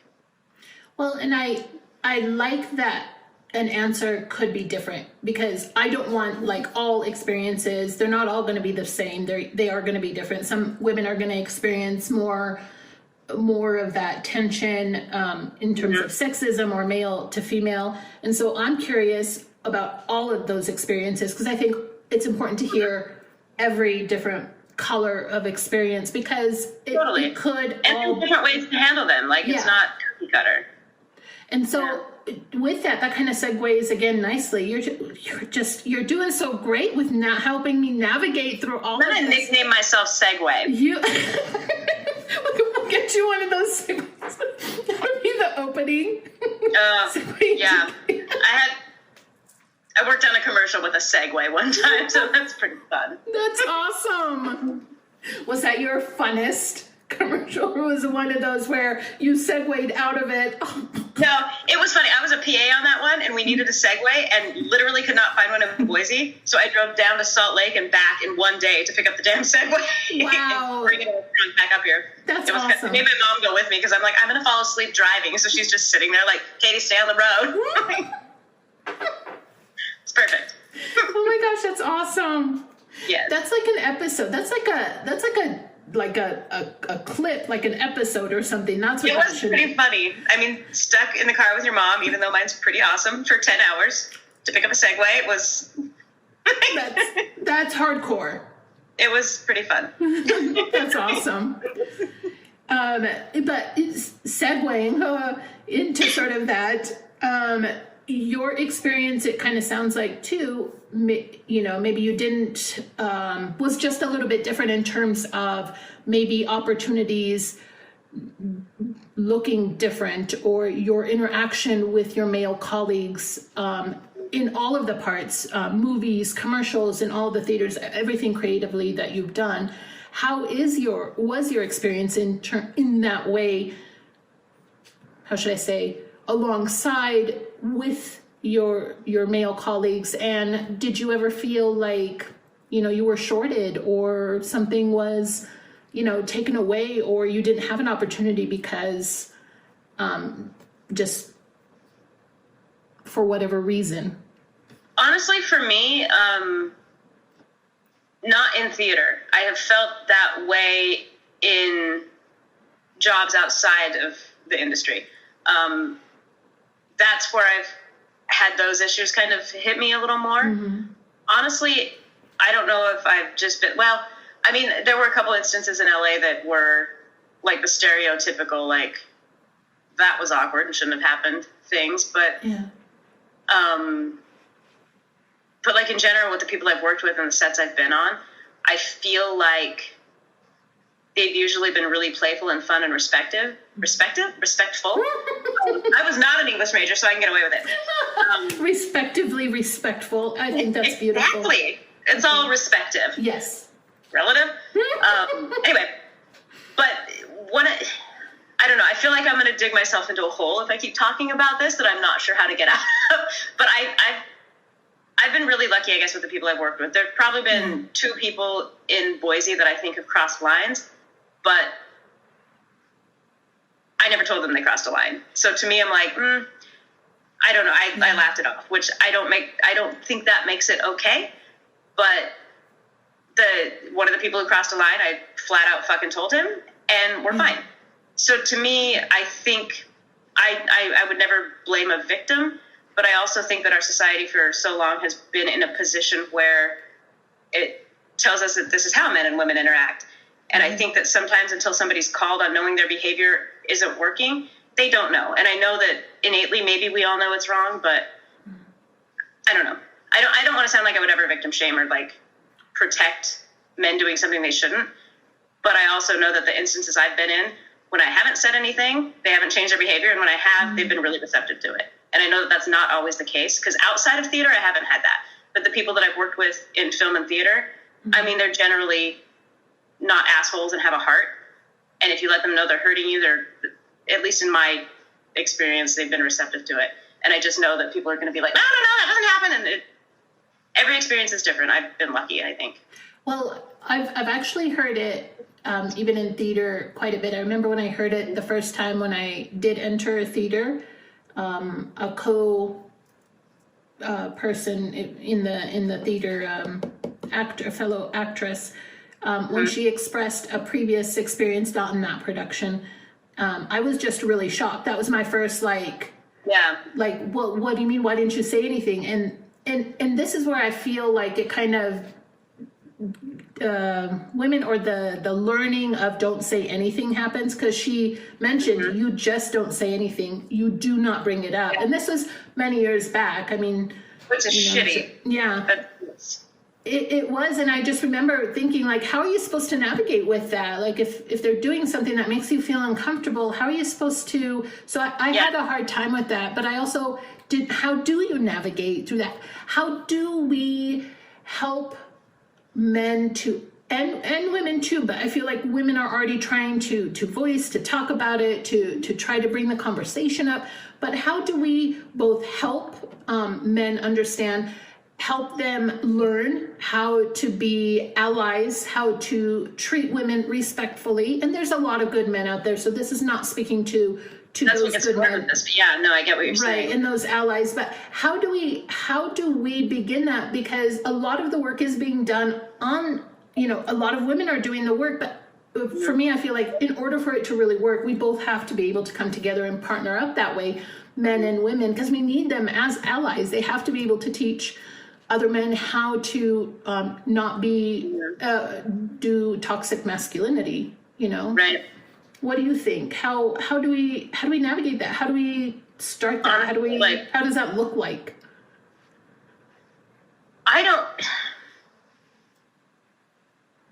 So in my brain, and this is just my brain, and I'm fully open to I'm wrong and not looking at this in a way of somebody who's really been hurt by it. I mean, I've 100% had issues and shit that shouldn't have happened, but in my brain, it seems like it would be more helpful to approach it as how do we treat humans to treat each other as humans and respectfully, and not necessarily making it this male versus female thing, because I also know a handful of men who have literally been raped, which I know is a whole touchy subject. Yes, yeah. But to me, it's like I've been on sets with people where people just get raunchy on sets, like it just happens. But I've seen men's bodies being treated like meat, and their physicality being pointed out just as much as women, especially in theater, and especially nowadays. It really, I feel like it goes both ways. And so I feel like until we're approaching it as a human issue, to me, it almost seems like approaching it as men versus women, or men and women, almost creates more of this weird tension there, and it almost divides a little bit. And to me, I think to just be like, how do we as humans treat each other respectfully, and realize, don't comment on the way somebody looks at all. Like, I mean, to me, I'm almost as horrified when somebody gives a positive comment about a part of my body as a negative one, because I'm just like, that's not me. Like, this has nothing to do with who I am as a person. Yeah. Why are we using this as a barometer? I don't know if that's making sense. And I'm always hesitant to talk about it because I don't want it to sound like I'm downplaying anything women go through. Not at all. You're bringing up a really good point, particularly that sexual assault and sort of that body image, men do experience it as well. It's not just a woman thing or a one gender thing. I know as many men that emotionally eat and hate the way they look as women, and I know as many men that starve themselves as women, and just and it just makes me think, like, it goes back to that societal thing too, where that structure of what a man should be and how they should behave, and the structure of how a woman should be and should behave, it's toxic to both sides. It is. Even though there is data to where, there is more assault, probably because it's also reported a little bit more differently. I wonder if there was more reporting on the male side. We may see that there is quite a bit more inappropriate comments being made, inappropriate gestures, inappropriate advances towards men. In that regard, that's just not being talked about, because it goes back a little bit to that toxic masculinity, as if it's hard to believe that a man could be sexually assaulted or raped, because we assume they should like it. Totally. I mean, especially because they get hard. I'm like, okay, I don't know. There's just a whole shit can there. Mm-hmm. But I do think women have probably taken it a little harder, but I also think until we can approach it as a human problem and not a men suck and women need help problem, it's a little tricky. But I am also not a sociologist or anybody who really studies this stuff, so I don't know. Well, I don't know. I mean, our human experience is really good. I don't know. Yeah. Not just evidence, but also practice and I mean, we don't get a degree in our human experience, No. But I mean, there's 40 some odd years at it. I know. Yeah. I mean, after maybe 20, 30 years, I think we kind of might have something valid to say one way or another. You know what I mean? From that experience. So, I think that's fair point, and I'd love that sort of a different angle to look at a really important situation, a really important subject, thing that really needs to be addressed. Mm-hmm. And I think the scale too. I think most of the stuff that I'm talking about is on this end of the scale, because obviously, like, really intense rape and stuff is clear on, like, that's not what I'm talking about here, clearly, but just like everyday interaction in the green room, crap, bullshit. Yeah. How can that sort of be filtered out a little bit, redirected? Yeah. Is it necessary? Yeah. Why do we go there? Why do we tend to go there? It's like kind of automatic sometimes. I know, like, I've done that.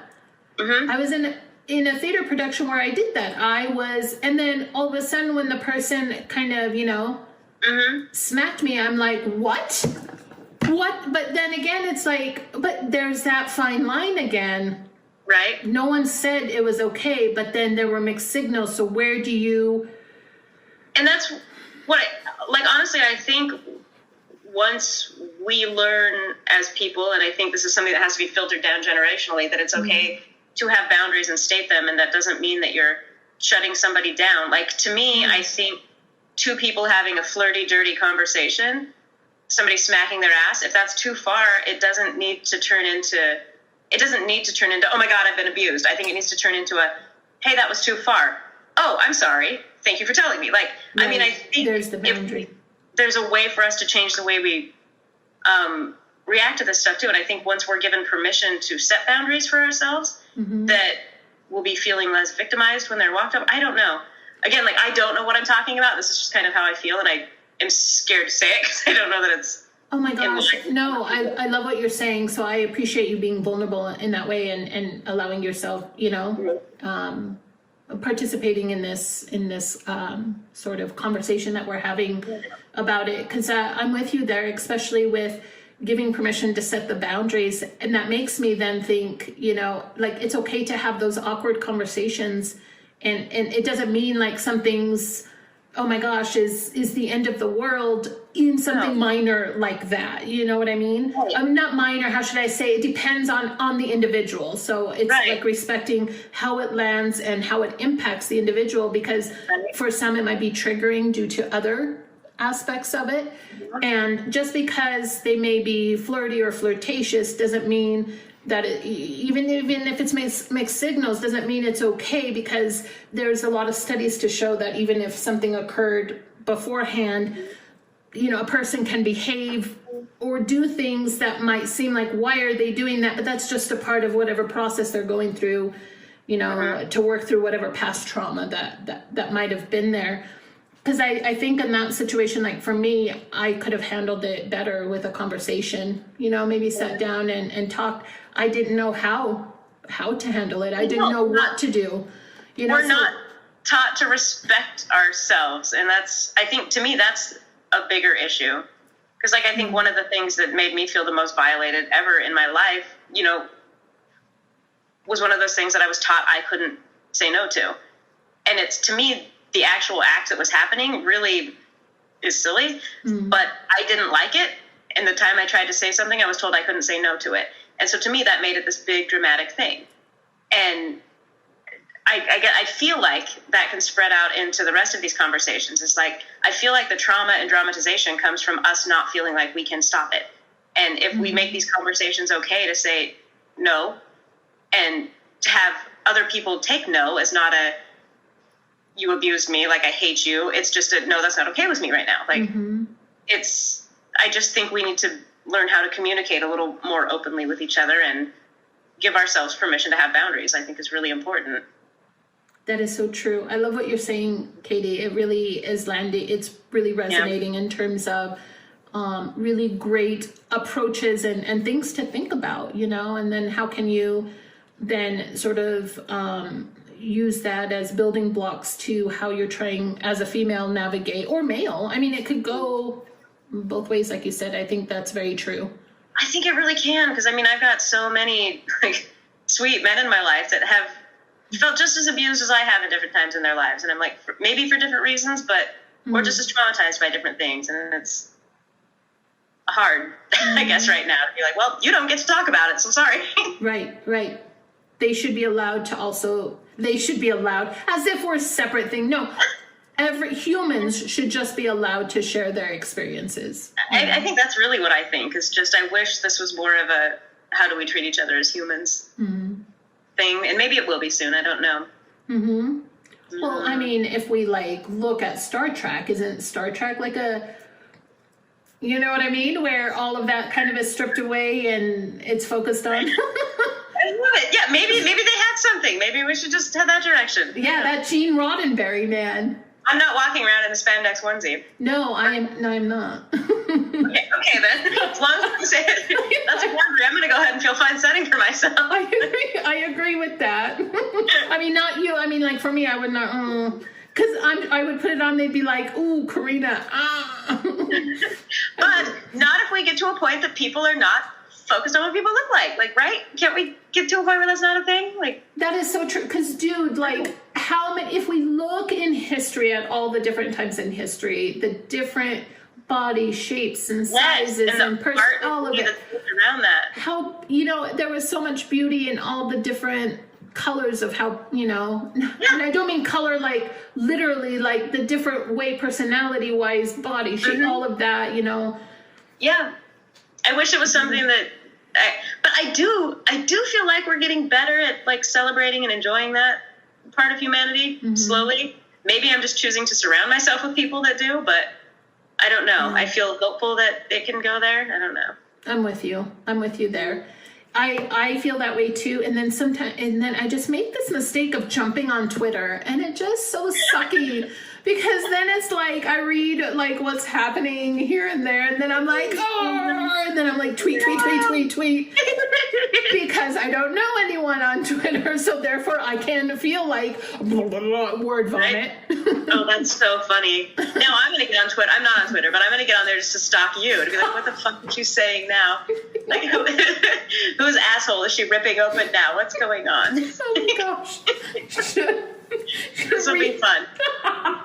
Copy and paste. It'll be like Corina fan 1 or something. Oh my gosh, that's awesome. Oh, and And the great thing about Twitter is you don't know when someone's on there unless they tweet. Otherwise, they don't show a status. There's no green dot. There's no green dot. And that's what makes it great. I can stalk people and they don't even know I'm stalking them. That's awesome. Oh my gosh, that's yeah, I have to check that out then. I don't know. Yeah, it's pretty hardcore. I've deleted a few. Just imagine. What can you do? Think if I've ever I deleted one post one time, I think. I'm trying to think if I've deleted others. On Facebook? Yeah.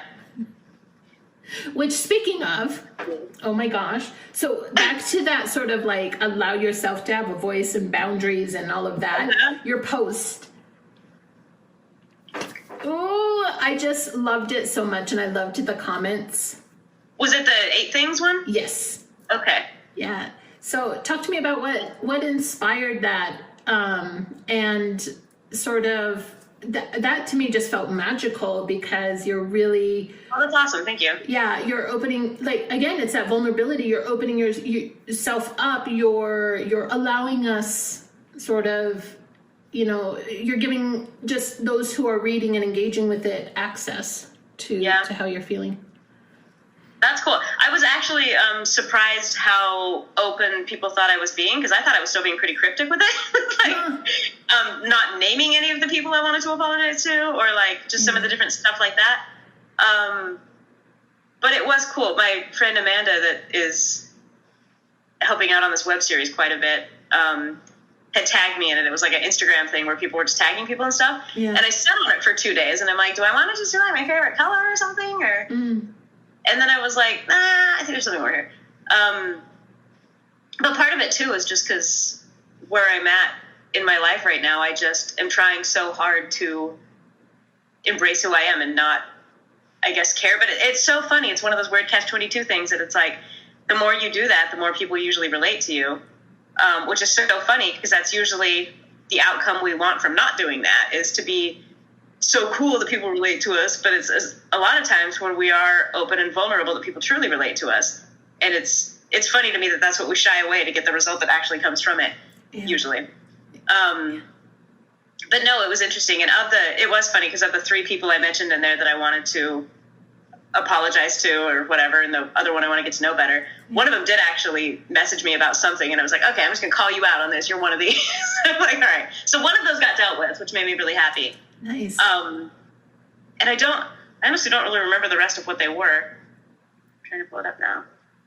But anyway, that's where it came from. It was one of those little somebody tagged me in it things. I love that. I mean, even though it might have felt cryptic, from how you were writing it, I think that makes me think of those boundaries that you talked about earlier. You are sharing to the boundary that you feel comfortable with, and people are understanding, right? And they understand, and the people who know what you're referring to know, and I think there's beauty in that too, because it's like, that's wonderful. You're reaching out in a way that sort of feels comfortable, where you can be vulnerable, but also to where you're comfortable in that, and still being able to communicate what you're trying to say and be accessible. And I like that, because that is kind of exactly what I'm trying to navigate right now, is being authentic but still protecting myself, because I think I've 100% gone overboard too, and just felt like, well, if I want you to like me, I have to just rip it and show you everything.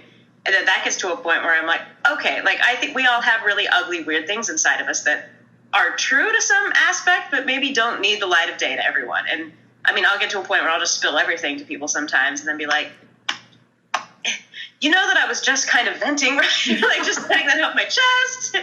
I'm the best at, like, having deep conversations and the next morning texting, being like, okay, so. I just want to backtrack a little bit. Yeah. No, I know what you mean. I love those type of more deeper conversations, because you feel like you can connect to the person that you're speaking with. But there is vulnerability in that. There is, when you leave, like, there is a release, but there is also a little bit of anxiety, is what I'm also hearing. And I understand that just from a shared experience in terms of that where it's kind of like, man, did I say too much? Are they okay? Do they, are they active? Are they going to respond to me?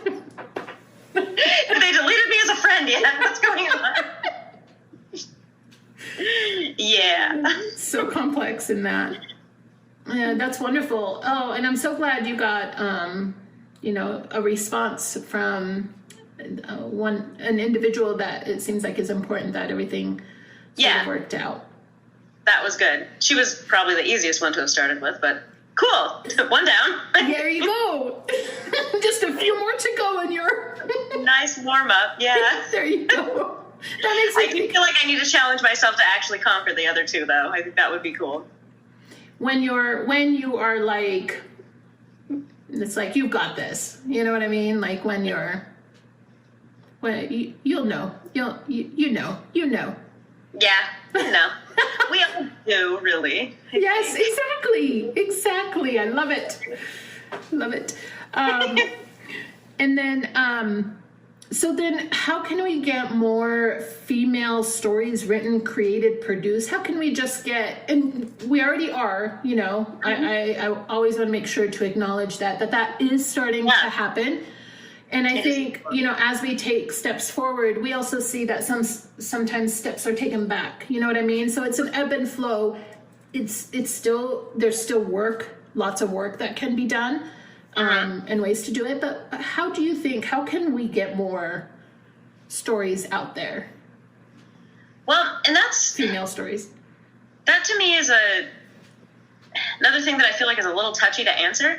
Because I feel like right now being a female, you can almost Google female grant and find something that I feel like people are out there really trying to promote that. I feel like people are out there trying to feature it more. Mm-hmm. So I feel like you almost, at this point, have a leg up being a female writer. And again, like I'm scared I'm just going to create a shitstorm saying some of this stuff. But also the other side of that to me is I feel like females need to just do it. Like for so long, I didn't do it. And it wasn't because I was a female. It was because I would rather be social, hanging out with my friends and sitting at home at writing. Mm-hmm. It was because I would rather be hanging out with my boyfriend or whatever. Or my priorities were different. I didn't make time for it. And, once I did, I wrote it, and now we're shooting it within a year. Mm-hmm. And I've seen other women write their stuff and shoot it. And I've talked to a bunch of other women who was like, yeah, I've written this thing. I'm halfway done with it. I'm just not making time to do it. And I'm like, so to me, I think a little bit of it is on women, if they want to tell their story, prioritizing doing it. Mm-hmm. Get the script written, and it seems to me like there's enough people, especially in Boise right now, that are hungry to help you shoot it, that I think if you prioritize writing it, that you won't have a hard time getting it produced in Boise. And I know that a lot of festivals and script writing workshops out there are looking specifically for female writers, so I think you have that avenue too. And I don't want to be insensitive to the fact that I do know, like, raising kids is something I cannot speak to or even understand. Like, from what I do understand of the amount of time that takes from you, I wouldn't have time to wipe my ass sufficiently, let alone, like, write something. So I don't think that that's a fair thing for me to be saying this, I guess, because I don't know. I don't have kids. Mm-hmm. That's very different, but I don't know. I guess my short answer would be women can do it too. Prioritize it, do it. And I think there are a lot of avenues open to help you get it done. And then how can we support each other to get it done? Like how, and not just women, like men too, like how can there be more support? What are things that humans, us as humans, you see that? I'm already listening. I love that. I think that's great. Because to me, like, fuck, we're all here together. Yeah. I don't know. I'm somebody who I feel like I've had multiple times in my life people who have been my friends that then sit down to work with me be like, you're really different when you work and you're really kind of intense and focused. And I'm like, I'm working. But I'm saying that to the fact that, like, in my mind, you could get a group of people together where you have dedicated time to write, and I think the thing would be you set a fucking timer and you're like, if anybody talks before this timer goes off, you're kicked out of the group. Like, get it done. Like, don't be like, we set a timer and then, oh my gosh, you know what I did there? Just a minute, I'm going to pause it. I'm like, okay, stop it. You're creating your own problems. Like, but maybe they're not problems. Maybe your priority is being social, and that's not a problem. It's not bad. You're just not going to finish a script, and that's fine. But don't whine about nobody producing the script you didn't finish. So I don't know, but in the vein of supporting each other, I mean, like, you could do groups like that. You could check in with each other. Like, again, Brandon, who's DPing this, well, you know Brandon, I don't have to do that. Yeah. He was really integral into me finishing this because it was when COVID first started. So I was just like sitting in my bed for probably 2 months. And I finished the first 3 and sent them to him. I'm like, I ain't gonna read these. And I mean, he was just like a fucking cheerleader with it. He's like, well, where's the next one? And I'm like,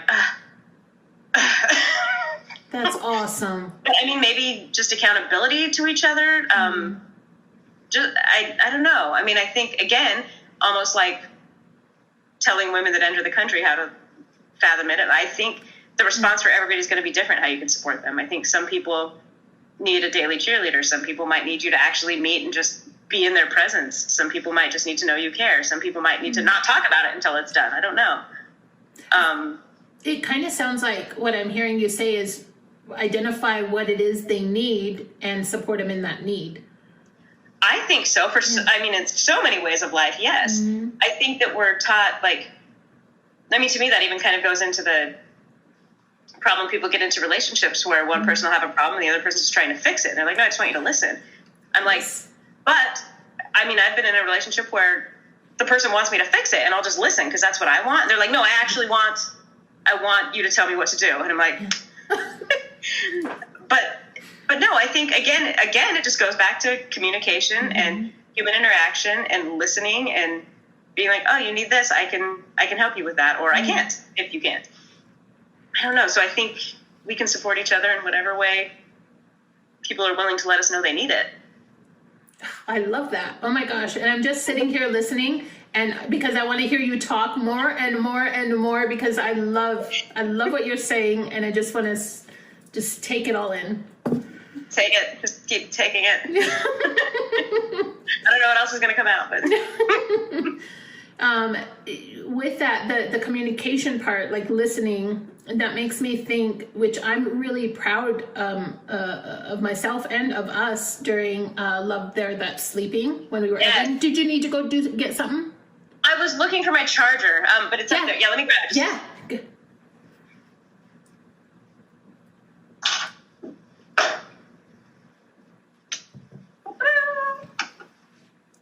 But yeah, that's a really good example. I think we nailed it. Oh my gosh, like the way that I was up here and it came output, and then like our input and outputs were just different. You know what I mean? Mm-hmm. And I loved that we kind of we had a lot of moments where we just kind of sat there to take in. You know, it's like give me just a minute. Yeah, I love it. Favorite. I love that. It's like seeing you do it, and then I'm like immediately practicing the same thing, like, you know, making sure I understand, making sure that and then it makes me stop of me, okay, I need to make sure, how do I say it in a way where in my head it makes sense, but the way I'm saying it doesn't, you know, and so I loved that we and it wasn't facing it as if it was something, you know, a big obstacle or something. We chose to see each other. I think it's more of seeing and hearing what was happening and meeting each other at where and how we were communicating, or at least trying to communicate. And we were trying to, you know, not just navigate, but like, how can I say it in a way so we get it? You know what I mean? Yeah. So we each get it, and I love that so much. But it's so funny to me that, like, had we been in a dating relationship, I don't think it would have gone that well. I think we'd have been frustrated and, like, flying out of the room. And, like, to me, I'm like, what is the difference that triggers that, like, I can miscommunicate with you and kind of laugh at it and be like, okay, let's try again. But I miscommunicate with somebody I'm in a relationship with, and I'm stomping out the room like, this is never going to work. I don't understand what the difference is there. But no, I had a great time miscommunicating with you. It was really fun. It was, yes. I loved it because like we were getting stuff done, and the way it was just falling into place, you know. And I really felt, going back to that supported part of it, how supporting each other, not just as females but humans too, I really felt like you were a cheerleader. Like, come on, let's get this done. The showing up is what made it feel like a cheerleading, you know. And I was talking with Erin when we got together, you know, when we did the podcast, and I was telling you, just the fact that you showed up, like we followed through, you know, there was follow through, and that's a big deal. That to me is cheerleading. That to me is showing that you respect, you know, the other.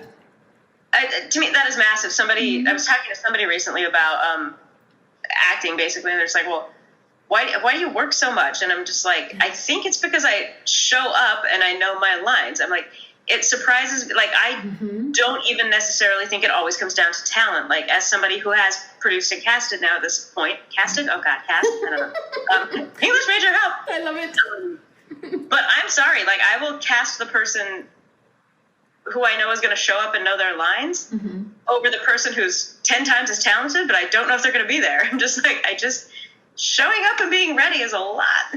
Yes. In every vein of life. Like, not just that, but everything, like work. I mean, everything. Yeah, for sure. In all parts of life, I agree. Especially friendship, even the dating. Time, I mean, that is huge. You know, there's value, there's worth attached. There is.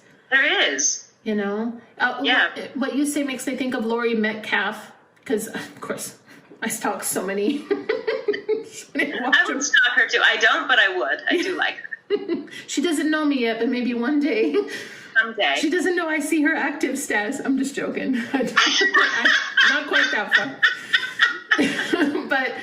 But she talked about in her interviews where, you know, she basically kind of said the same thing that you just did, where she showed up, like she followed through. She made sure, you know, she was there. And so as a result, that led to more and more opportunities, you know?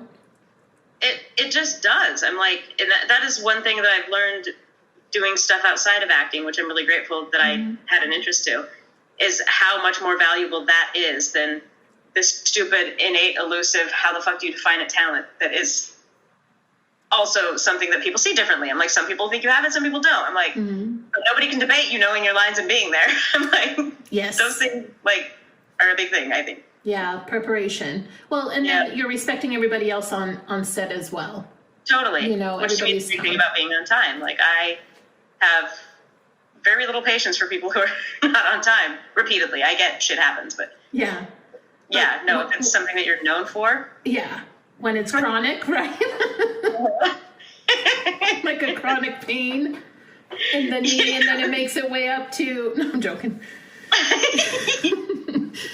But, like, I loved it. Just enjoyed it so much. So each week that we went, that I came to your house, you allowed me...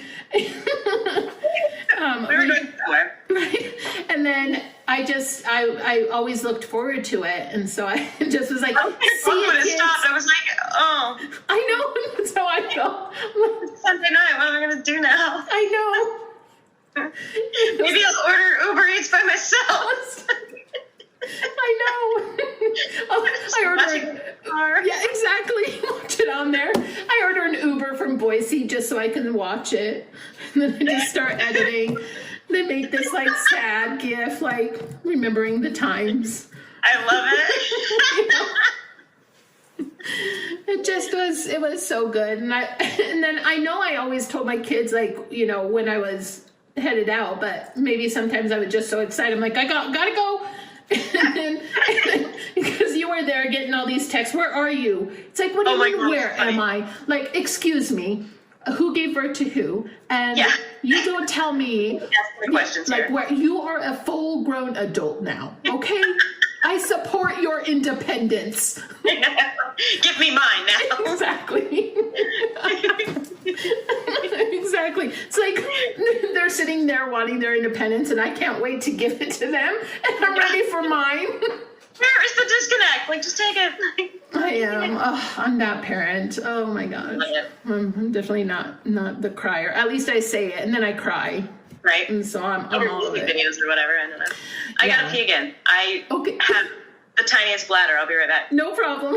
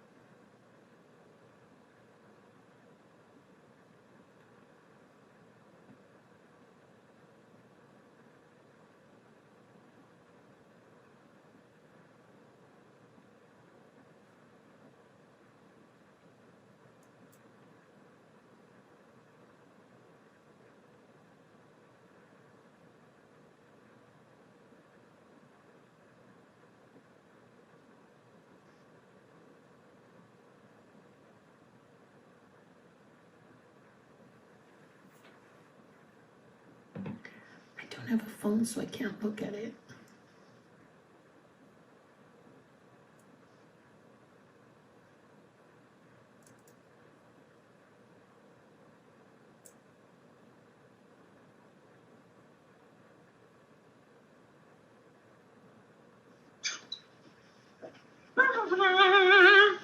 What are you looking at?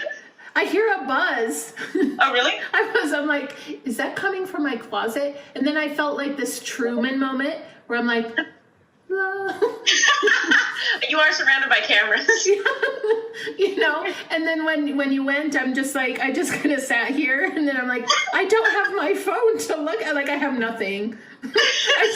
I just have myself, like, hello, Corina, hello. Oh. See, but these are good moments, like to just sit and be with yourself, They right? are. Yes, I'm doing an Eckhart Tolle. Exactly. It's a new earth. Oh my gosh. Thank you, Eckhart. I know. Oh my gosh. It's so sad because I read both his books, and the two takeaways that I took, one, I think maybe, I don't know if it just really bothered me for some reason. Oh, but really? Yeah, it just really bugged me. I don't know why. There was a section in his book where he talked about the menstrual cycle for women and how you can address that through whatever method he has. That just, I had a reaction to that. Was it in A New Earth or no? It was either New Earth or the one before that. It was one or the other, but it was in one of the books. And I had a reaction because it's like, how can you speak on something that you do not partake in? And I had a really hard time with it. I don't know why. I still don't know why. Even just mentioning it, I'm like having... That does seem kind of weird, yeah. I'd be curious to know what he said about it. If it wasn't A New Earth, I don't remember that part, but... Yeah. No, I'll send you the book. What's that called? What is that? Where you send it a courier? I'll courier it over. In the snow? Yes. Send it over now, and then I'm going to highlight the page. I love it. Okay. I know we have one or both of his books back here. I'll figure this out. Yeah. I'm going to Google them. I figure out what the fuck he was talking about, women's periods. Yeah. Oh, I don't know why I had a hard time with that. And then another hard time. So all these beautiful things he's writing in there. And these two things just remain with me. The other one is he just woke up one day and then it's like a new earth. Like he was able to get up and go. And ever since then, that's how it came across in the book. Like ever since then, everything's okay. And now he's on Oprah and he's overcame all of this. It just seemed like, well, good for you. Wow. How wonderful. And what about those who, still struggle through, who don't have that experience? And then I don't know, it's just a fine line. I want to be careful not to disrespect, because a lot of people enjoy it and are big fans, including Oprah, which she could kick my ass anytime with with words. So I don't want to.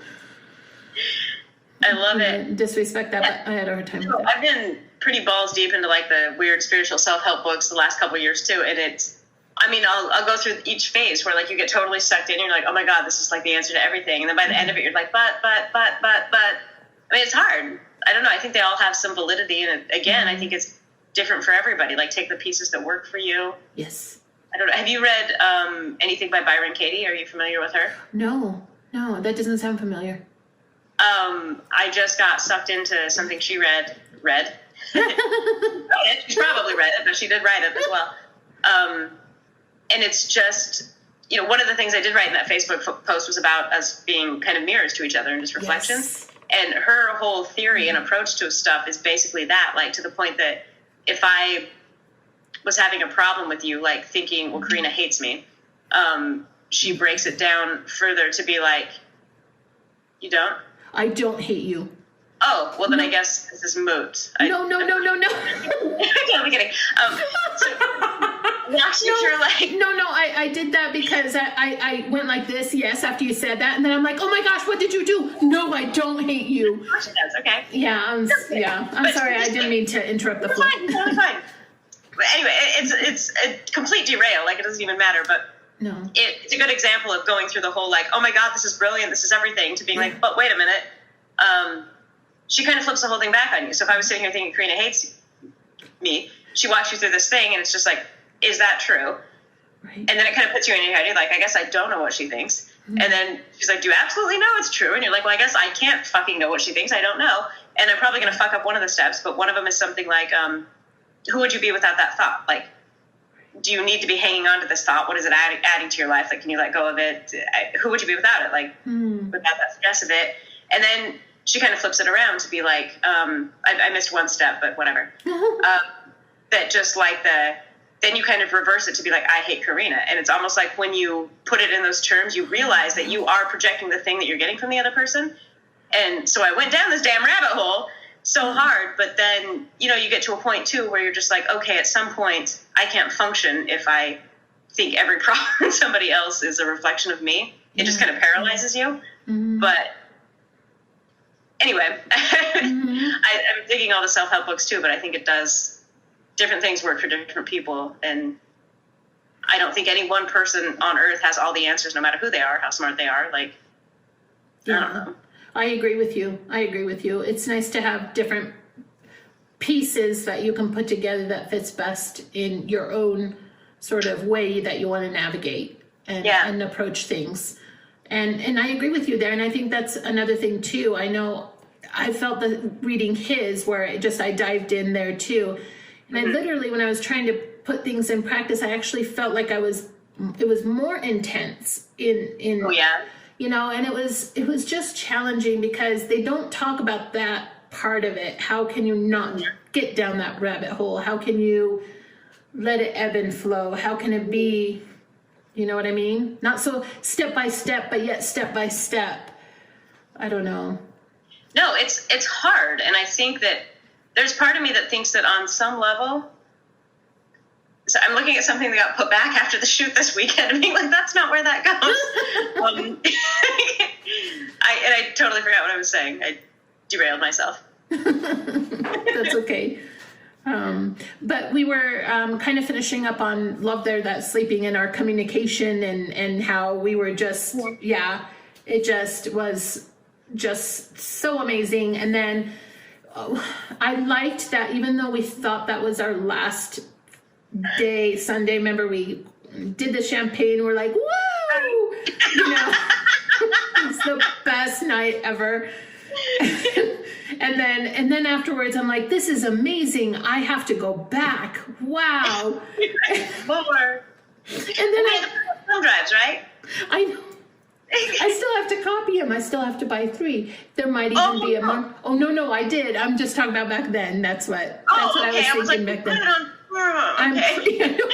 Could be like, you brought 3 colored ones, Corina. I'm pretty sure. We weren't sure who gets which color. Like, this was a thing. We talked about it. I know, but I lost them. Sorry, Katie. We got to do it again. And then, but it was that moment too where I'm thinking, oh man, I don't want to bother her. So then I overcompensate in the text, like, oh, I'm so sorry, I love it. But in all fairness, like it probably feels like overcompensating, and it is slightly unnecessary, but it also is genuinely just fucking nice to know that somebody cares. They're taking your time. Yeah. So it's like, I was excited you were coming back over, but I do appreciate that you approach stuff that way, because it does feel good, and it does feel like you're being respected and met. Mm-hmm. For sure. That's definitely important. I appreciate hearing that, because that's always important. I actually learned a lot by the way that you communicate that way. And I've used it with this web series stuff, is just like remembering how nice it was to hear some of those things from you. I'm like, okay, Katie, remember to put some of the nice stuff in there too, and not just the stressed, I'm freaking out, please do this. There's a nicer way to word that. What did Corina say?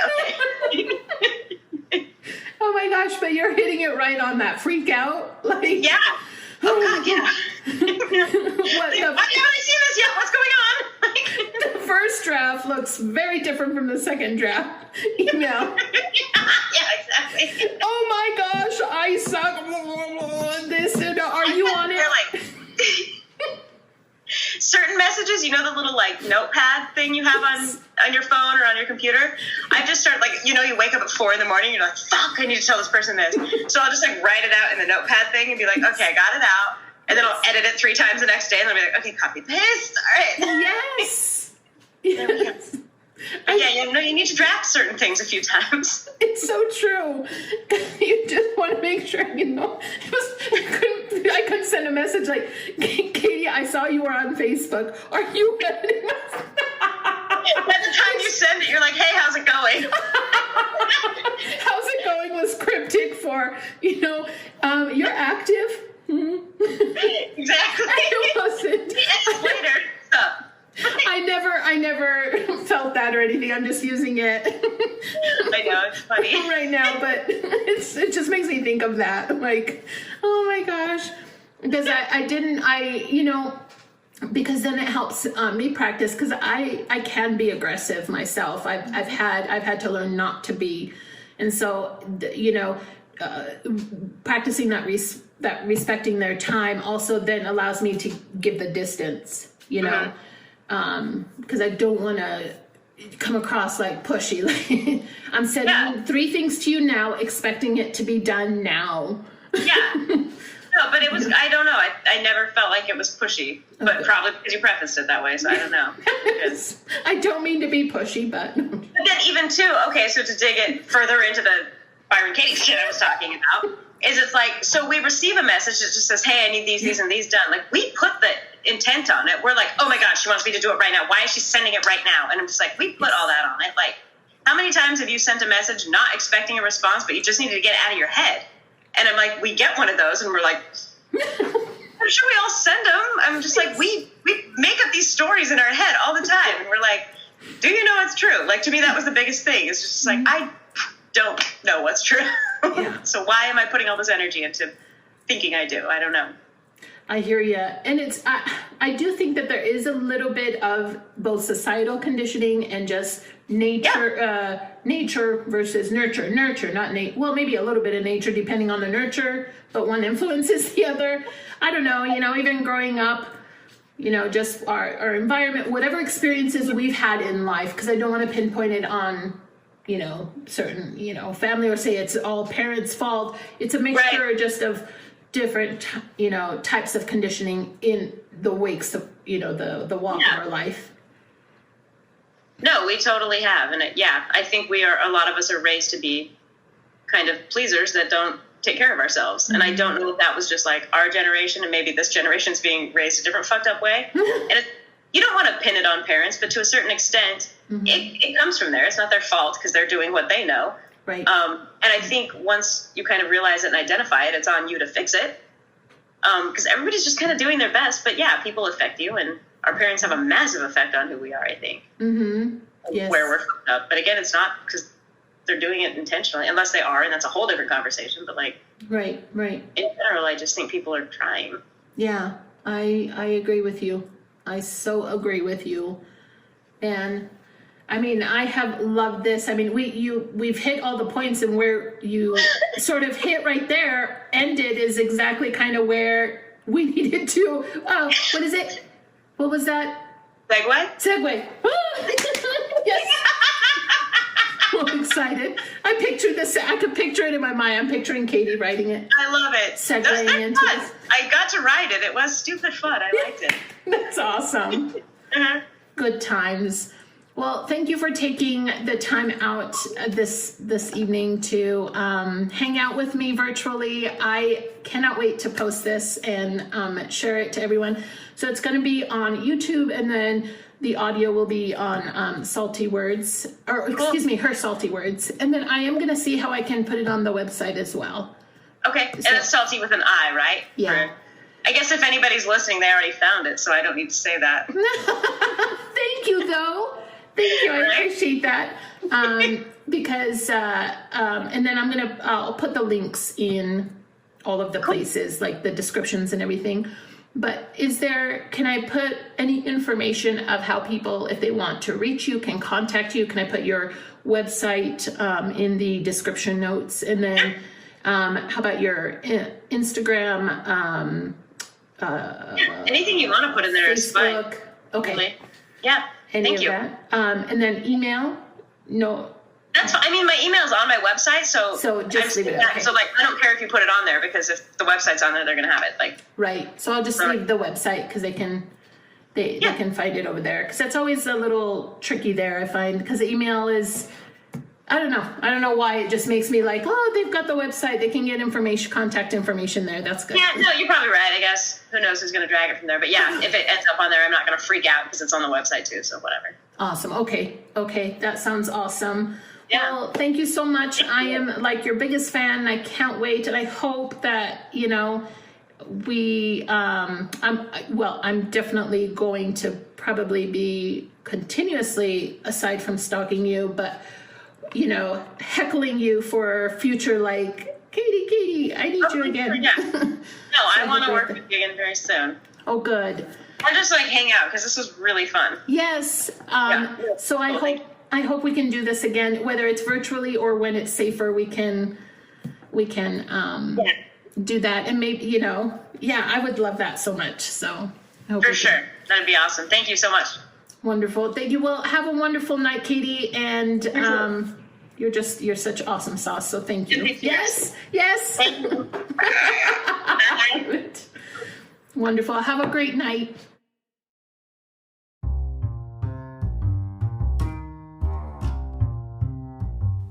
Hey, thanks for listening to this podcast.